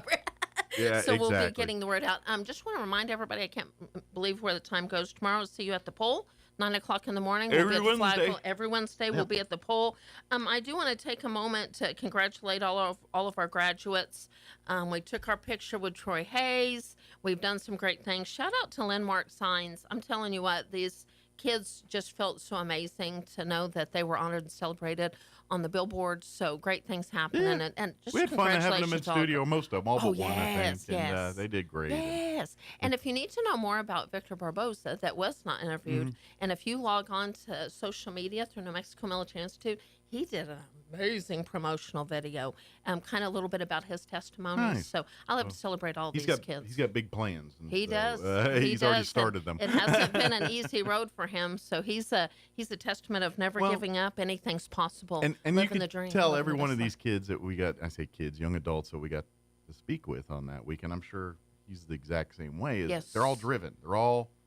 They got their passion and and at the end of the day, that's all we want with kids is find the thing that's your thing and then get behind it and do it. Yes. And that's what every one of these kids have done, and that's what they're doing, and that's life. That's what you want. And whether it's academics, whether it's art, whether it's sports, whatever that gravitates to, put their whole heart into it and let's do it. And that's what these kids have done, and that's that's why they're seeing the fruits of their labor. That's exactly it's because they're fully committing and fully dedicating to this. And when others see that, then they want to support that and help. That's that. right. And that's what we're doing. You just said fruits of labor, which reminded me on behalf of the Heritage Dinner. We have our legacy volunteer of the year award is Marianne Schrank. There has been many, many, many years Marianne Schrank has given back to us. So I'm given a moment to celebrate and speak of the fruits and heart of labor. Marianne Schrank, she is our legacy volunteer of the year, and that will be part of the Heritage Dinner. Nice. If you want to know more information about the Heritage Dinner, and Mike, there is important information like the date. Yeah, but see, we got to do the actual because we're going to who, mark what, where, wins of there all you this. go. Yeah. So we're going to get our promotional information out. The Heritage Dinner will be on August the 26th. As tradition, it's always been on Tuesday or Thursday, so we don't want to mess up the weekends. That's right. So, well, and it's football season right around that that's time, right. so Friday's off the table. You better, yes, that's right. So August the 26th will be the 2025 Heritage Dinner, Beacon of Hope. Log on to RoswellMHistory.org. Give us a week or two.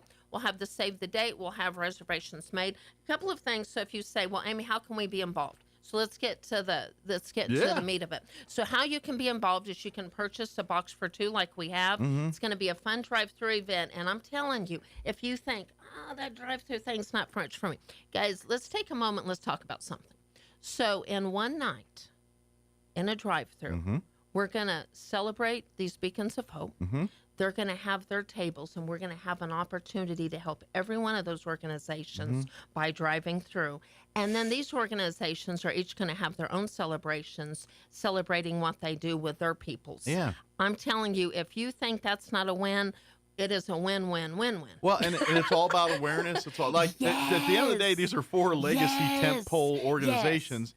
But I guarantee there's whole sections of this population that have never heard of, say, the Assurance Home or the monastery. That's or even exactly Harvest right. Ministries for that. That's right. Yeah. So part of that is going to be if you buy a ticket for two, like you guys have, Mhm. and Mike eats most of the food in this little one.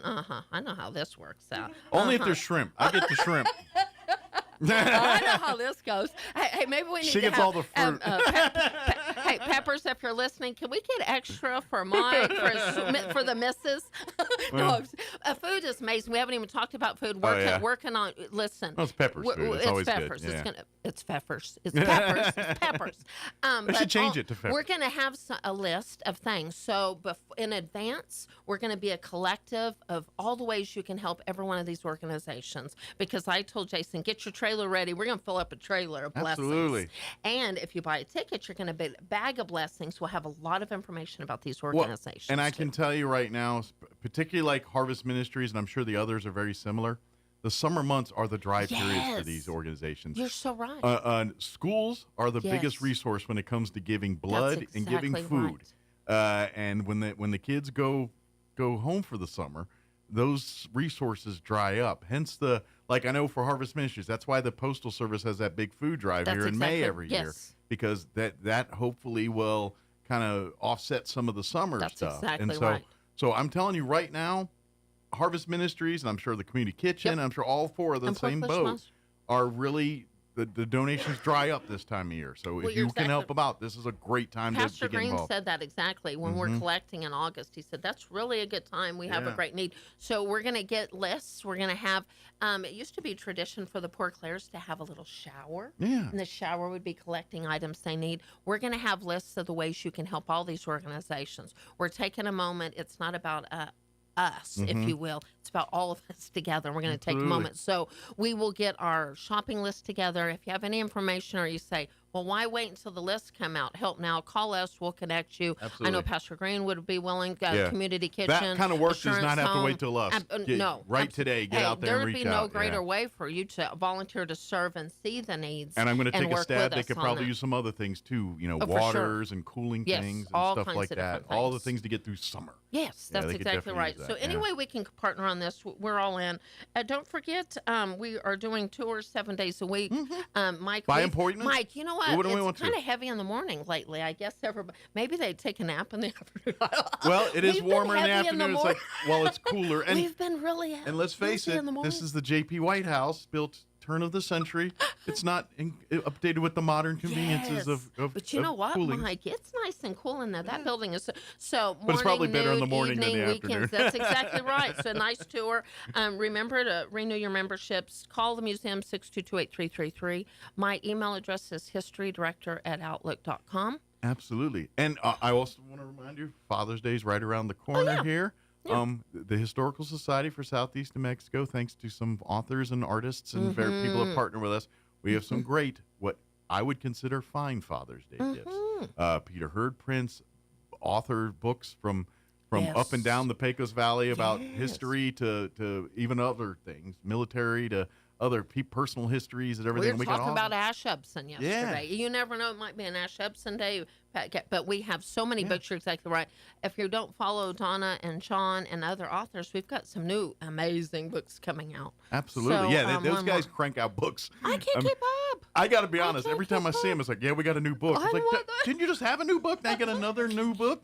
I can't keep up. Y'all need to let these marinate a bit. I need to have this ongoing order placed. Yeah, but, it's not just about a couple of, even with I think it's Dewey, ideas. And they're authors and historians. They're growing and I'm sure they got evolving about and 37 celebrating subjects. They're like, I want to get to this one and then to this one. And so it's that labor of love. And Donna's kind of the one that likes to get dirty a little bit and get into these locations. John too, but I don't see John digging in caves as much as Donna Jason's does. along with them getting dirty too. Hey, whether we celebrate history through getting a little dirty, or just in your room reading the books, any way we can celebrate history. Got some kid projects working on the summer tours with groups, homeschool groups. So if you have an organization or a group, we will be happy to schedule a group tour for organization. By the way, students and don't those forget our kinds of archives things. facility is also available for rentals and things. If you got a group that it actually holds about 75 people, according to the fire marshal, and it's got a a home grade kitchen available. So if you need to heat up food and things, but that's rental available is for minimal. rental. All we need is an additional little insurance policy. We'll get everything. And every time you covered. do that, you're helping out the Historical Society. And then I know this is not the time of year, but always becoming a member of the Historical Society is a great way to do. I know we try to push that at the beginning of the year, but you're right. But if you want to gift that to Dad for Father's Day, that's for a great idea. Good for gifts. You can do couples, individuals. You can do it as an organization. You can. There's lots of different levels and ways. And just don't stop. As we're cleaning over the summer, right? I was cleaning over the weekend. Keep your loose change together and bring it to us, or we'll pick it up. I know. Bring it with you on August for the Heritage Dinner. Yes, we'll collect it there then too. But we're always collecting change. That's if you got it now, we'll take it now. But if you get a new pile by the time August, I was thinking we could fill up some vehicles if they're driving through, helping Harvest Ministries, Communication Shares. I know it's too lucrative, but I'll say we need to get one of these car wash places with the vacuums. Like, hey, can you just give us whatever? Problem is, they're like, are you kidding? That'll pay for that's a month of payments right there. I get so much money out of this. Well, we're gonna get some big tubs to start collecting in advance, and if you need to know more, because I know we need to be specific and help them with their needs and not just assuming things. So call us. We'll connect. We were talking about volunteering at the Historical Society too. They're always looking for folks, John, with the archive stuff, or docents, volunteers to be docents, or helping Fred outside, or helping Fred with if you love.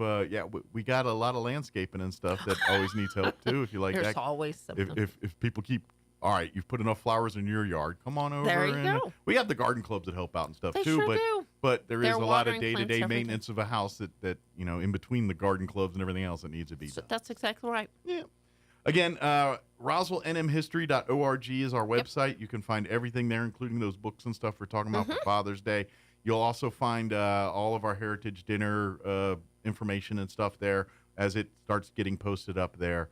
And of course, if you want to schedule an appointment anytime, for sure, just give us a call or you can shoot her an email, historydirector@outlook.com. That's another way, or call or come by. And we deliver. We'll even deliver. We wrapped a book the other day. We can deliver. Absolutely. Hey, Miss Robin, amazing Miss Robin, a volunteer. She's willing to deliver, do all kinds of fun things. She has a lot of fun. She likes to get out and do things. So we'll be happy to come. We're to that conduit for everything. That's what the history thing is. Because people are like, why you do this? This is why. Because it's all history. It's all part of this. Well, this fun. Is us. We'd love to have fun. History is just a very broad term, and you just don't realize how broad it is. That's exactly right. And we're continuing to expand. But June 12th, that's the next event. Come out to Invaders, support them. Yes. Come out for Invader Night. Go to Invaders. I think it's invaders.com. You can go there or just Google that. Yeah. You can see the schedule, see all their stuff, season tickets. We'll learn more. If you want to get swag, Invader swag, all of that's there too. Some sharp looks. Yep. Good deal. Well, thank you, ma'am. As always. We'll see you here next time, and we look forward to celebrating all these great individuals and organizations. We're have some fun. Yeah, it's gonna be good stuff. Thank you very much. Anytime. All right, it is 9:56. Let's pause for news and your Hannity update before they kick us off the radio. Don't go away.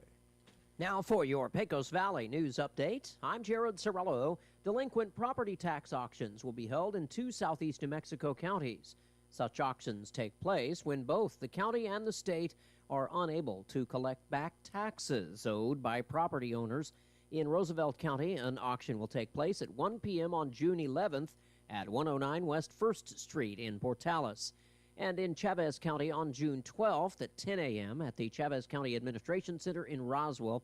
A third delinquent property tax auction will take place in Debaca County on June 11th at 9 a.m. at the Fort Sumner District Court. Prosecutors in the murder case of Otero County Sheriff's Deputy Jacob Diaz Austin are asking to have the case moved out of Alamogordo. The change, according to the DA's office, was requested by 17-year-old Elijah Hadley's family. Diaz Austin is accused of killing the teen in June of 2024, despite the fact that an internal affairs investigation within the department cleared him of any wrongdoing.